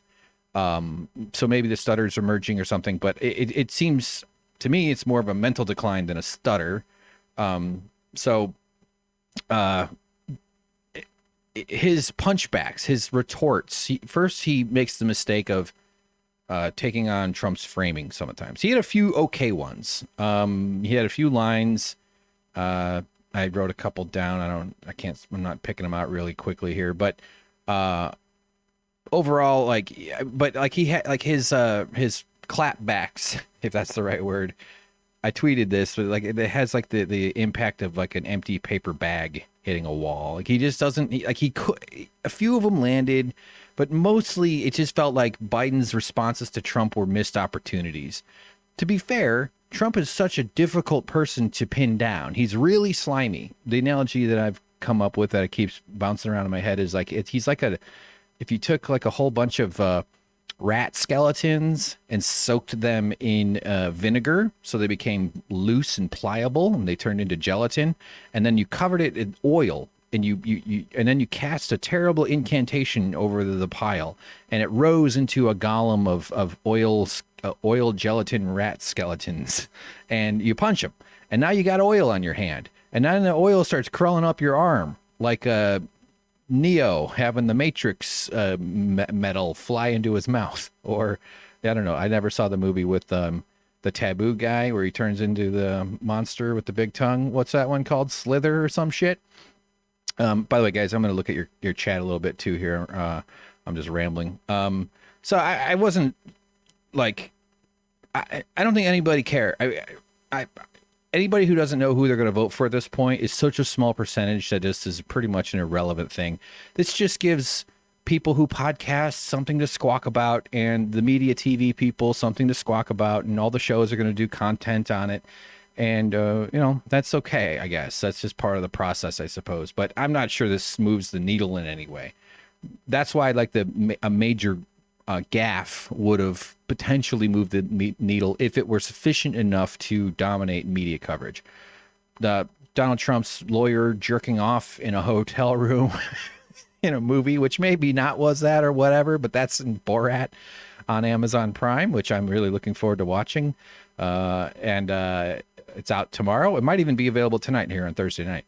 But so Biden was fine enough. That's the only metric that really matters. I hate that the Democrats, this is the other reason why it sucks that they anointed Biden for this role. I would prefer Buttigieg, and I hate Buttigieg. Buttigieg is sociopathic and just he's this next generation millennial version of a Bill Clinton kind. Like he's just another smooth talking psycho that will manipulate his way and lie his way through neoliberal policies to defend, which is also kind of weird because his father is like a Marxist scholar. So Biden's up there, and Biden has this really long record, and it's pretty ugly. He's got a lot of bad shit in his past that hurt a lot of people. He's vulnerable on a lot of things that Trump should be vulnerable on. Biden does have corruption. The Burisma deal with his son getting a job with a Ukrainian gas company, being on the board of them while he's the vice president, that is an act of corruption. It might not meet a legal definition because our country doesn't consider corrupt things corrupt, like campaign finance and all the revolving door of stuff. Look at Rick Santorum's ear. Why is his ear all fucked up? What did he do? Get caught by a wolverine? Sorry, I was trying to turn the volume up. I got the wrong thing. Hang on. Let me do it. Here it goes. They're arguing. Cages probably wouldn't have built them again today. Hey, I know a lot more about this than you do, Senator. Those children are still in very... He's not a senator. ...nasty situations. A lot of people, the way that they are deliberately dehumanizing people at the border in this country is a stench in the nostrils of God. It is one of the worst things. It's not a different issue. Listen, it is a different issue. This president showed no humanity for those children. Not one scrap of humanity. Anybody would have said, I can't sleep at night. I care about these kids. He couldn't pull it off because he doesn't care. What he said was, Van, is they're taking good care of these children. They're not. That's not. It's showing humanity that we wanted to take care of those children. Where's his plan? Where's the plan? Rick, can I just, to Gloria's point, and you said he David Axelrod, he worked for Obama. Now he's like some kind of like hot shot. There. What does it feel like to you when intellectual for some and says, political have a big, beautiful healthcare plan think tank or something for some university? It was the classic. It was the classic politician dodge. It was his worst answer of the night. When he tries to unload all of this Giuliani stuff on Biden and all right, okay, fine. They're going to go after Trump, and they should. I mean, the guy deserves it. So as I was just finishing up the thought here, Biden is just every single thing that Trump is vulnerable on, and the degree at which that they commit these like globalized corruption schemes. History of money laundering, ties to the mafia and mob-related businesses throughout his entire career. He's known for not paying any of his bills. He's many thousands of lawsuits. He was found. I don't know. They say guilty for civil cases. What do they say for civil cases? He was found. It was found against him in the Trump University scandal. That scheme where he got. I'm going to turn the volume up on my voice just a touch here. Hold on. Sorry, feels like it's low. he had to pay a $25 million fine for that. His children had to go to ethics training ordered by a judge because they stole from a cancer charity for children. You know, all the ways that he fakes his way through things, all the obvious bullshitting. Now, Biden isn't that bad. Not that bad. But that's like comparing, you know, let me think. What's the guy's name? Not Lance Reddick. Who's the Ridley Scott's Prometheus to the worst movie about aliens? I knew that wasn't going to be. That was going to be really sloppy. But Biden does have some of like things that are bad, like Burisma. That is actually a pretty. And what's also worse about it is that the media's propensity to try to look like they're fair. So they're going to be like, well, Biden has a corruption and Trump has the children, or maybe we don't really know because we want to make sure we can get interviews with them, and it's going to seem like it's equal. And just put up a guy who didn't have that at all in his background on race issues. Biden has a terrible record on race. You know, he's worked with segregationists. He's been worked with GOP and conservatives over his career. Gave the eulogy for Strom Thurmond, a known segregationist. He, you know, the mass incarceration bills that he passed, and he was very aggressive about that stuff. And he's got that old white guy. I don't know how the world works, and he's an outdated it's an outdated mindset. The culture needs to move past that and evolve past that. So it's like returning to this dinosaur. He was an old dinosaur when Obama picked him to be the vice president 12 years ago. So it's really shitty. It's really crappy but Biden, like Trump wasn't in power. So he doesn't have the same kind of record. He has a public record of being a terrible racist. His family has massive, long history of being racist because they're landlords, and they would put like a C on their paperwork to say colored, so they know they wouldn't want to rent to people. They're not the only landlords to do that. There's a tremendous amount of racism in terms of what landlords, you know, for black people and minorities access to rental properties and ownership of, you know, bank loans. You know, that's what's so horrible. Not to mention the college debt thing. They didn't even get into that tonight, where Biden is a big part of the bankruptcy bill that makes it impossible to discharge college debt in bankruptcy. It's the only kind of bankruptcy that they can do that for. So that's him looking out for major corporations. I mean, in general, the Democratic Party's record on the environment is better than the Republicans. But again, that's not saying anything. They're still in hock to the big billionaires and big business. This whole fracking thing is utterly fucking mystifying. The way he gets so emotional and defensive about how he refuses to say he'll ban fracking. He refuses to say he will. I think he did say he would at some point. I'm not quite sure, but who cares? I don't give a shit about that. I mean, I care. Like, why is he? They act like that's an offensive thing to bring up. Fracking is terrible. Fracking is causing all kinds of pollution. We need to keep carbon out of the sky. And he says he's going, and we need to keep all the poisons that come out of the fracking process out of the water table. It's like it causes earthquakes, you know. And when it's pulled in Pennsylvania, for instance, Democrats it's sort of the same thing that goes into this, like the coal miners, this industry that employs something like 70,000 people. And you know what? We also don't have very much of anymore? Horseshoe guys and ladies. What do they call those? Horseshoe fellas, people. What is Anderson Cooper? It froze. Sorry, let me reload it here. You know, some industries do need to die off. And the Democratic answer to the coal mining, the struggling coal miner, is to learn how to code. Basically, we're going to get you job training, and that way you can do better, 58-year-old coal miner. It's like, no, that's not a good answer either. There's your Anderson Cooper in the middle there, Butter Nichols. How's that?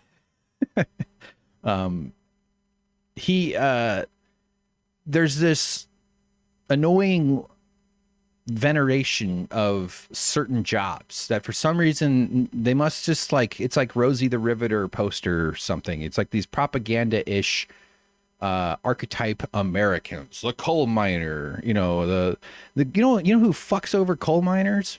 Coal mine owners. I can't think of the guy's name. He's a billionaire. He lives in West Virginia. I think he ran for governor or he's been in politics. Damn, I can't think of the name of it. But coal mine owners, that's who always the Republicans are looking out for. And not to the same degree, but also way too much for what I'm comfortable with, the Democrats as well. Black lung disease is a terrible thing. A lot of coal miners have sacrificed tremendous amounts, and it used to be a union job. I think there are still coal miner unions. I don't know a ton about it, but this sort of feeds into how Trump responded when Biden said that the oil industry pollutes. His answer on climate change or during that whole sequence was to mention China's filthy, India's filthy, they're filthy. Then he says, we pulled out of the Paris Accord because it would have cost our businesses. Like, I don't like it. That's not the it just shows that his only framing, he's got this, for some reason I'm picturing him looking through a snow globe. Those don't make very good glasses. He can only conceptualize anything, and this is true not just of Trump though. A lot of people just believe this, that if you do something about the environment, you're going to hurt businesses. Well, you know what's going to hurt business? Extinction. That's probably bad for business. And by the way, we've reached the point on Earth where we need to keep growing. What we need to do is spread wealth around and make sure that people who don't have access to their own human value because it's stolen by their boss, or it's just in a developing nation where oligarchs and corrupt men and women run the governments. This pattern repeats all over the world. People who are desperate are willing to sacrifice themselves in order to not die. And business owners and developed nations like the United States, like China, like England, like France, like all the Western civilization societies, like Japan, South Korea, we take advantage of desperation throughout the world to get cheap labor and to manipulate pliable governments to look the other way.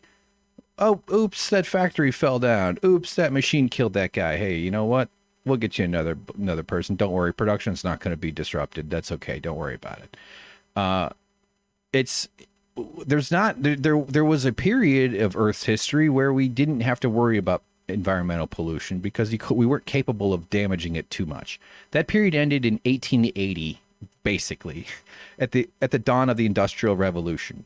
And over the centuries, America has contributed far more carbon than any other country in the world. But we have to switch. Man, CNN just keeps freezing, doesn't it? We have to switch to, this is a thing I've been thinking about a lot. Like, we have to switch our mindset to treating, look at this guy. Jeez, what is this? Tucker Carlson got struck by the worst kind of gamma rays or something. We have to treat America like a generation ship. Like we're transporting souls through space on a spaceship that is designed to sustain our lives very well for a very long time. And we have to act like the spaceship, like it's because we're alive, it's our responsibility to make sure the spaceship, the generation ship, is just as healthy as when we found it, as when we were born. We have an obligation to every unborn soul and to each other and to ourselves. And we treat Earth like a resource that is infinite, which is a mindset that comes out of capitalism and it comes out of colonialism and imperialism. All these things folded on themselves. But we're a global species. We have been for a very long time, obviously. But our capacity to overstress the Earth's environmental systems is going to disrupt the environment so tragically that it could kill off humanity within, earliest estimates. I'm not sure exactly, but there's probably models that show it. I'm just making shit up now, but within a few hundred years, but maybe sooner. But in the meantime, it's not like that's one day they'll wake up in 2140. When we're all trying to plug our Twitter ports into our hyperbaric pods that we sleep in or something, and we're all going to die off. No, what's going to happen is there's going to be like like in maps when they show fast forward of the land and it changes and like a big lake forms and then a big lake goes away and then a mountain range forms and then the shoreline changes, like that's what's going to happen at an accelerated rate, not in the shorelines, but in where humans can live and where humans can grow food.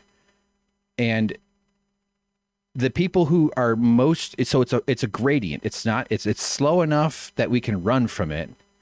And that insurance companies are actually going to say, well, we're not going to insure anything you buy there because it floods every year. So why would we build a building, in coastal Louisiana or coastal Florida or coastal California? Although actually I had a job working, driving Teslas around, and one of the giving like kind of like 2-hour rides to people is like a weird passenger service thing. And I gave a ride to a woman who was a professor of like environmental coastal stuff regarding that. And she was telling me that the East Coast of America is a lot more susceptible to erosion and like flooding, inland flooding, than the West Coast. The West Coast is still in trouble, but the West Coast has just by pure structure, pure geographic, the way the coast, the tectonic plates are formed. The West Coast is safer, is a little bit better than the East Coast in that sense. So I'm just really rambling here, but neither of these guys are going to address those issues strong enough. I still prefer Biden's approach over Trump's. That's pretty obvious. It's just crazy how Trump got offended by it. All right, let me just check out. I have a lot more I could say. I did my podcast today. I've been working on stuff since about 7 this morning. It's 8 o'clock right now. I might fire up Hades though, put that on the stream a little bit, but we'll see. Butter Nichols is asking if we can do a vaudeville act to heal your soul. Yeah, we could put on like big funny fake mustaches or something, and that would be good. I don't know if that's what a vaudeville act is. Yes, James had said, doesn't saying you're the least racist person mean that you're a racist? Yeah, it's like saying I'm racist, but I'm not as racist as everybody. Like we're all racist, or I don't, it doesn't, it's not worth us trying to figure out. That's a line that he uses a lot. It's one of those lines that's like where you can't even engage it. Like if you do, you're just wasting your time. And I'm wasting my time talking about it, but that kind of bad faith arguing, that bad faith comments that he has. Let's see. Butter Nichols wants one of those Rocket League cars to shoot straight up Trump. Yeah, that would be great.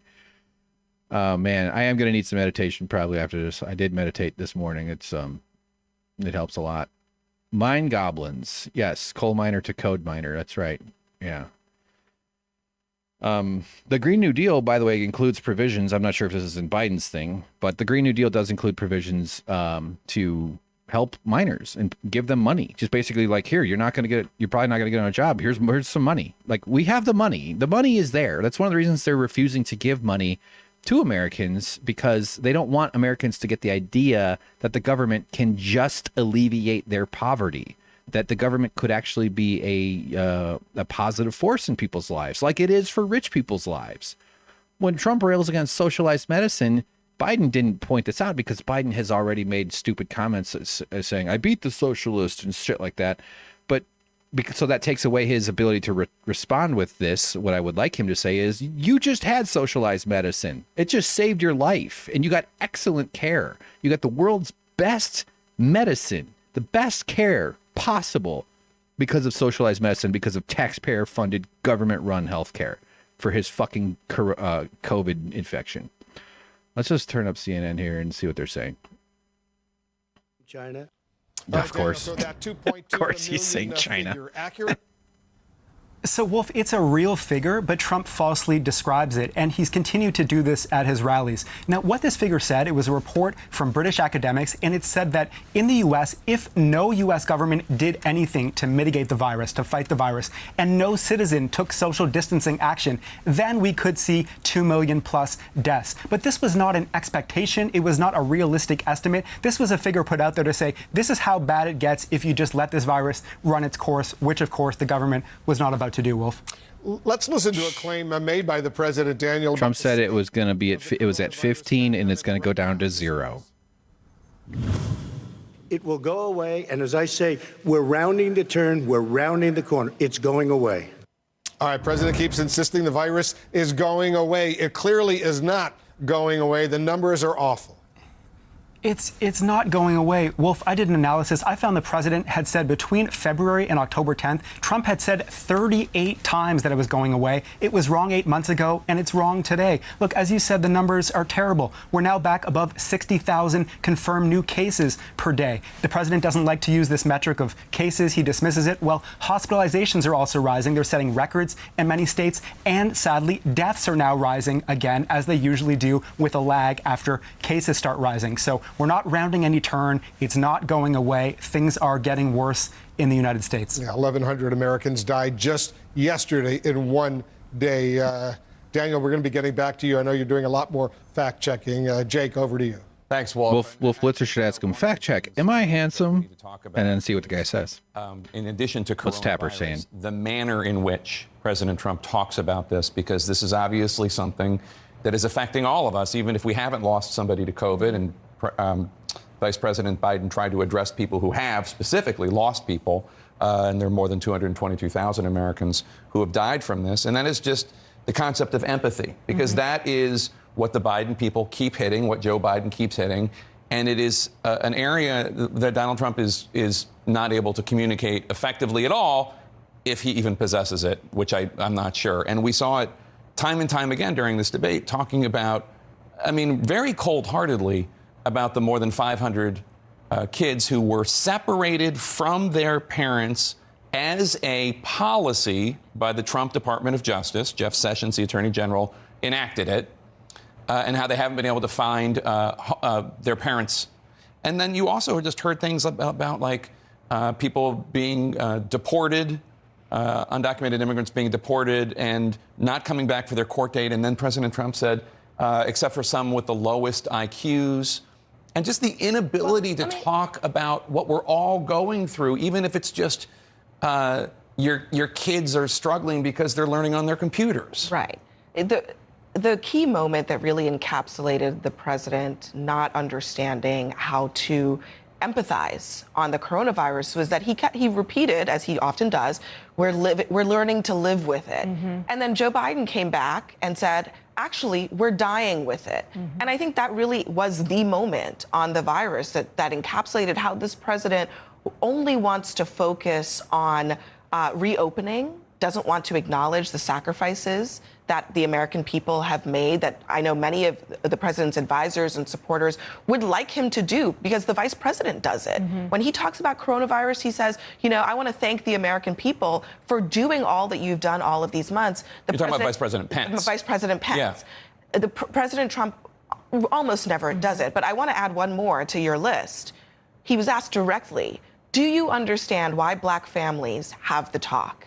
The president literally never answered the question and never attempted to answer the question. That could have been a moment for him to say something, to do something, to change the perception that some of these opportunistic talking points about the First Step Act and about the opportunity zones have more depth behind it, and he refused to take it. Instead, he talked about being the least racist person in the room. Yeah. I was saying a little earlier about the Trump's family racism history, and Trump's, he was publicly racist throughout his career. It's well understood that there's tapes of him saying the N-word that are being held by Mark Burnett, the executive producer, the creator or whatever of The Apprentice. There's there was the Central Park 5 case where 5 black men went to jail for rape, but they turned out they weren't guilty at all. And Trump, took out a full-page ad saying, to put them away and to keep them away. And when asked about it, he said he doesn't care. And, he's quoted saying, I wish I was a black guy because I could have had it so much better, as if he hasn't been the poster child for white privilege. You think Trump would have had the career he's had if he weren't rich or white? Of course not. Not even close. Trump wasn't publicly racist. I mean, he wasn't a politician, so to speak, but he was well known as a racist. The whole birther movement was driven strongly by him against Obama. And that was a racist thing. He's a huge racist. It's not a fucking accident that the KKK and the Nazis and the white power and the white supremacist movement and all these others are super excited. And it's distressing as an American, as a person who has Trump supporters in his family, to realize that the reason Trump supporters don't actually mind that so much is because their viewpoints aren't all that different.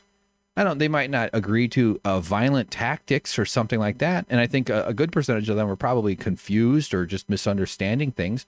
But this whole notion of, hey, why don't you know your place? And boy, I sure know my place. How come these black people don't seem to know their place? Oh, what I got a black friend at my job. Oh, what are you talking about? Or like, I don't mind. Look at Ben Carson. I mean, there's always tokens that they could point to say like, oh, if only all the black people would just quit.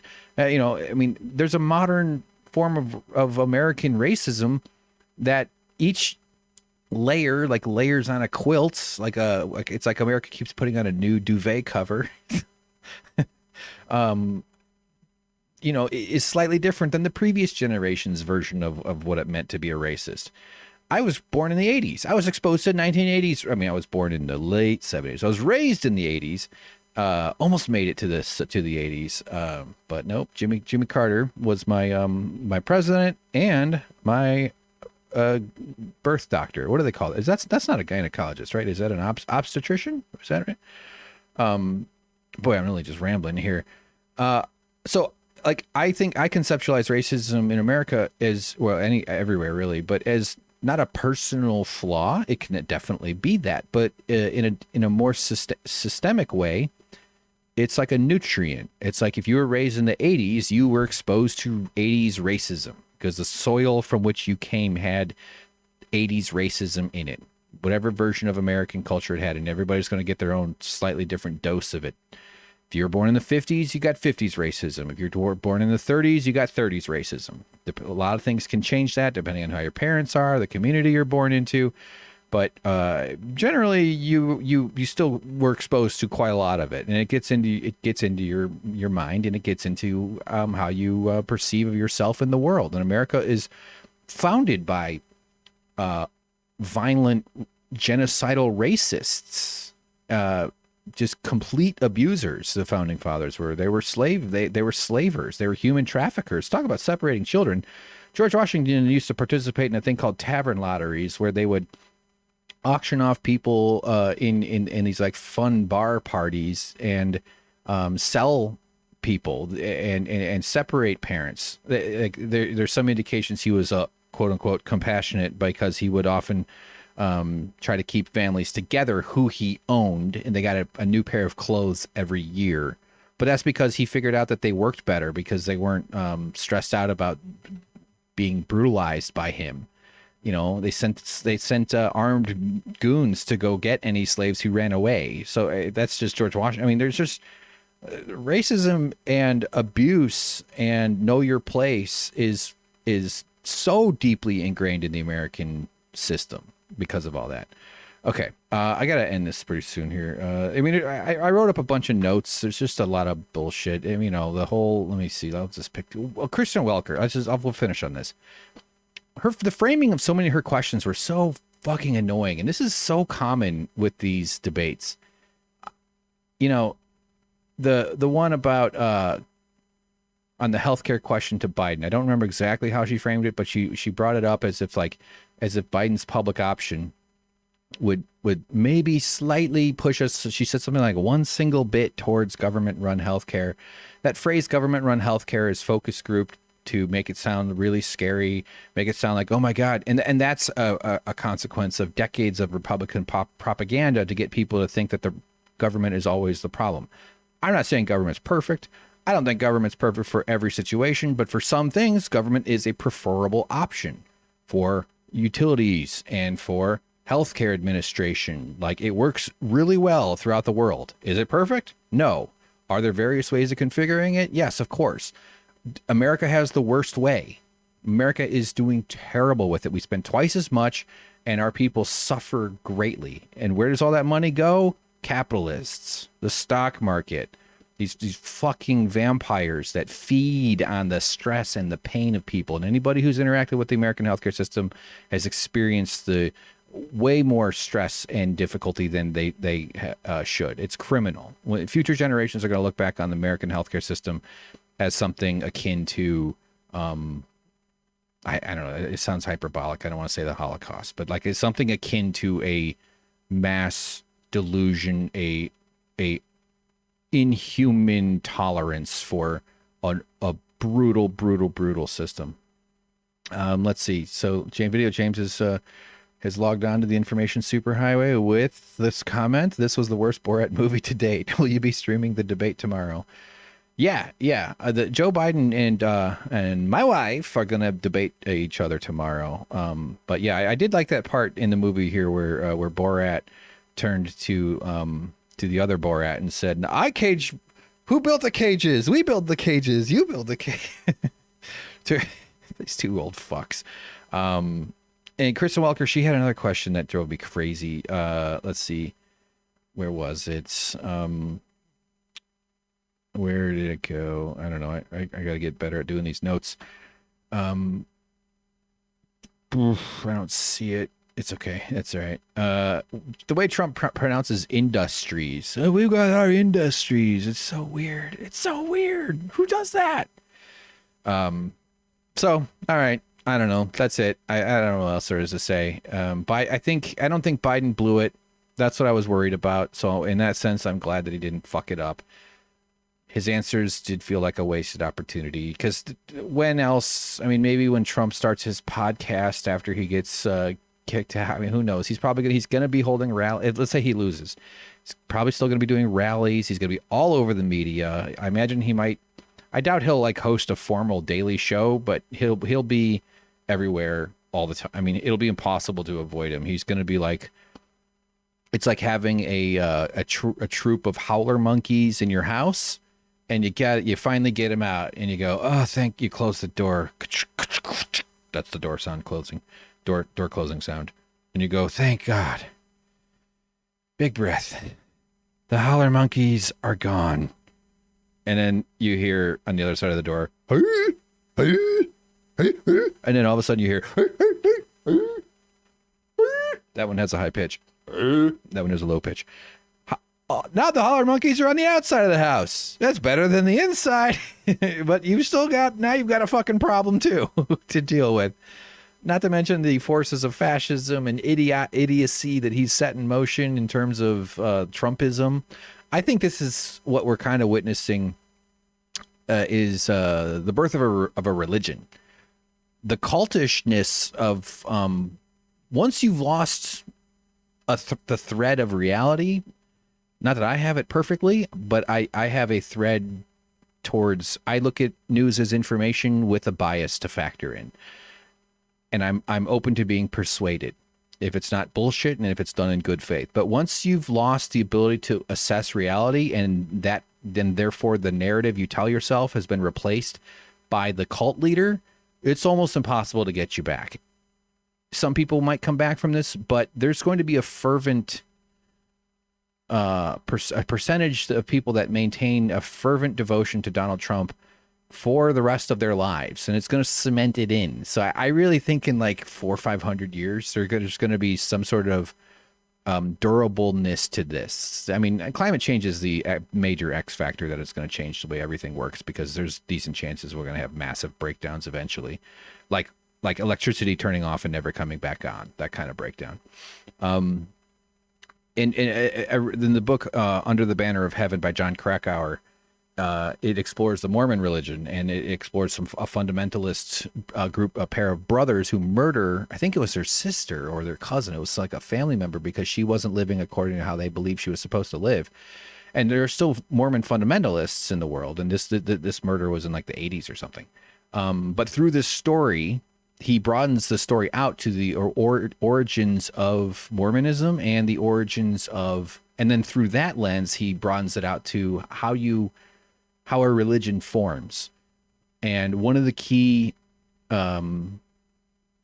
stages of religion forming is persecution. the Mormons were chased all over the country because people didn't like them banging others, and it was a patriarchal, dominant, male-dominated polygamous cult. Joseph Smith was a con man. Religions are started by con men. They're able to, like, L. Ron Hubbard was a fucking lying, narcissistic, psychopathic con man. Check out the really great podcast Behind the Bastards, which does like these entertaining looks at terrible people with the host Robert Evans. He's really funny. He's a journalist. He's a good guy. He does a lot of stuff on L. Ron Hubbard, but that's Scientology. The Mormons, though, were pursued. They lived in Illinois. They had some gunfights. They lived in Missouri for a stretch, and then they wound up in Utah because and during that time there was less civilization for them to have to deal with. So that's how they wound up in Utah. And now they're a full-fledged religion, basically. So I think there's some version of American, like a hybridized kind of Christian American Trumpian religion being formed. Not to say that in 2 or 3 years or even in 40 years it'll look like a religion. In our lifetimes, it's going to look like a bunch of wackos who occasionally commit small acts of terrorism, but mostly just menace old people in nursing homes with their insanity and the never-ending fountain of broken young men who are able to be radicalized via internet, rabbit hole techniques and stuff. So I know I'm speculating quite drastically, but like I see them as they always see themselves as being victimized. They always see themselves as being on the short end of the stick. The society's not treating them right. You know, the classic white guy who isn't getting a break. That's also the kind of the ultimate truth about this racist system that we live in is it doesn't work for white people.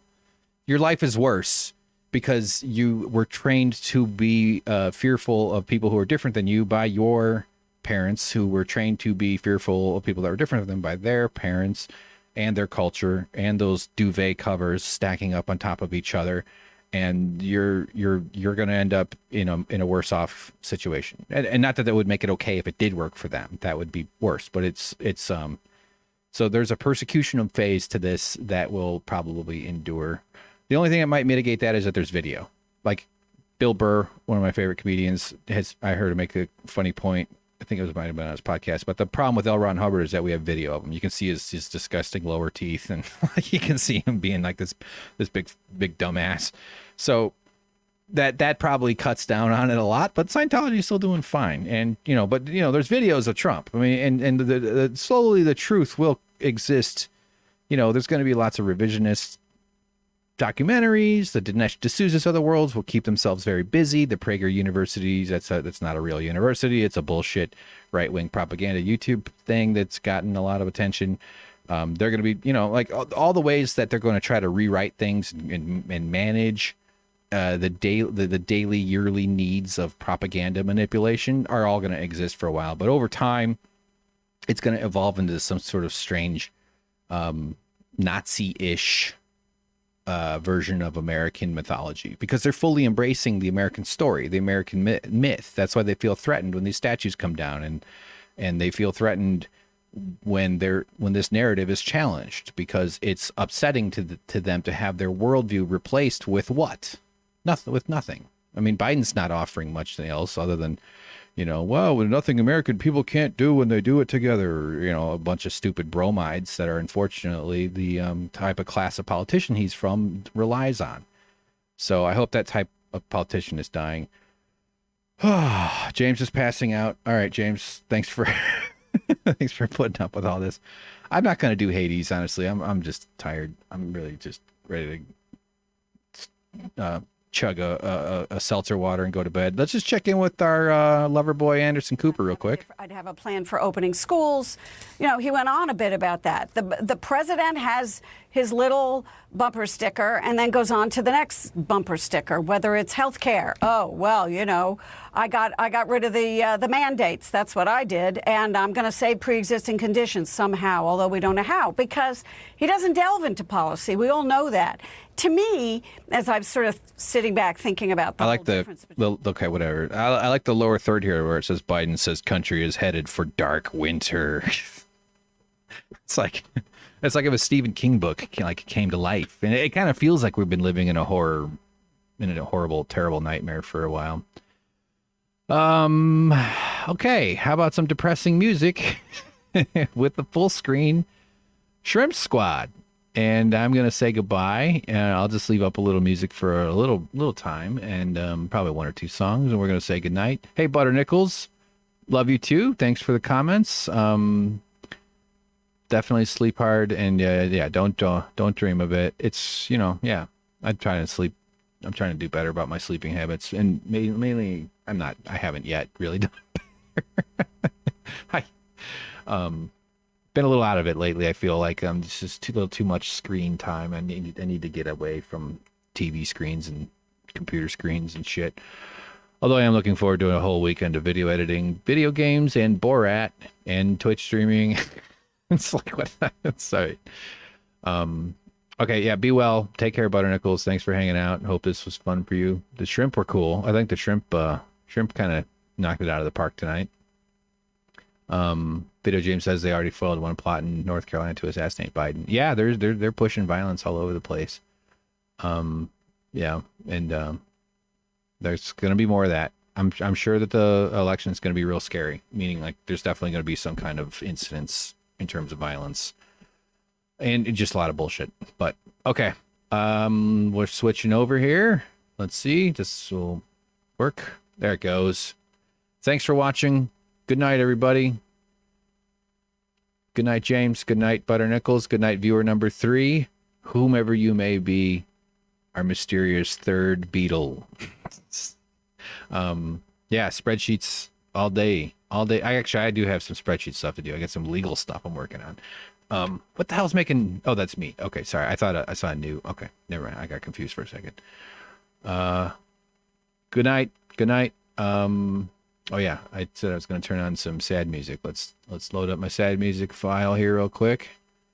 Nope, wrong button. What the hell?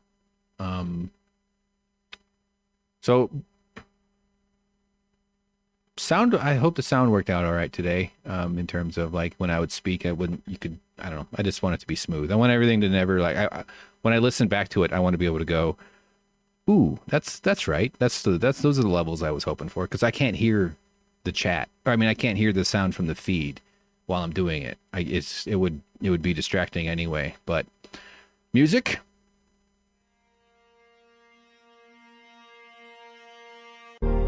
Oh boy, that's a little loud. Sorry. Okay. All right. I'm off. Good night. Take care of yourself. Winners and Losers is on iTunes, and put up a new episode today, and more videos coming soon. I'm gonna get more stuff archived up over the next couple days on the YouTube channel, and that's what we're doing. This has been fun. Thanks for hanging out. Goodbye, everybody. Remember, you have worth. You have a lot of worth. Stop letting your boss steal it.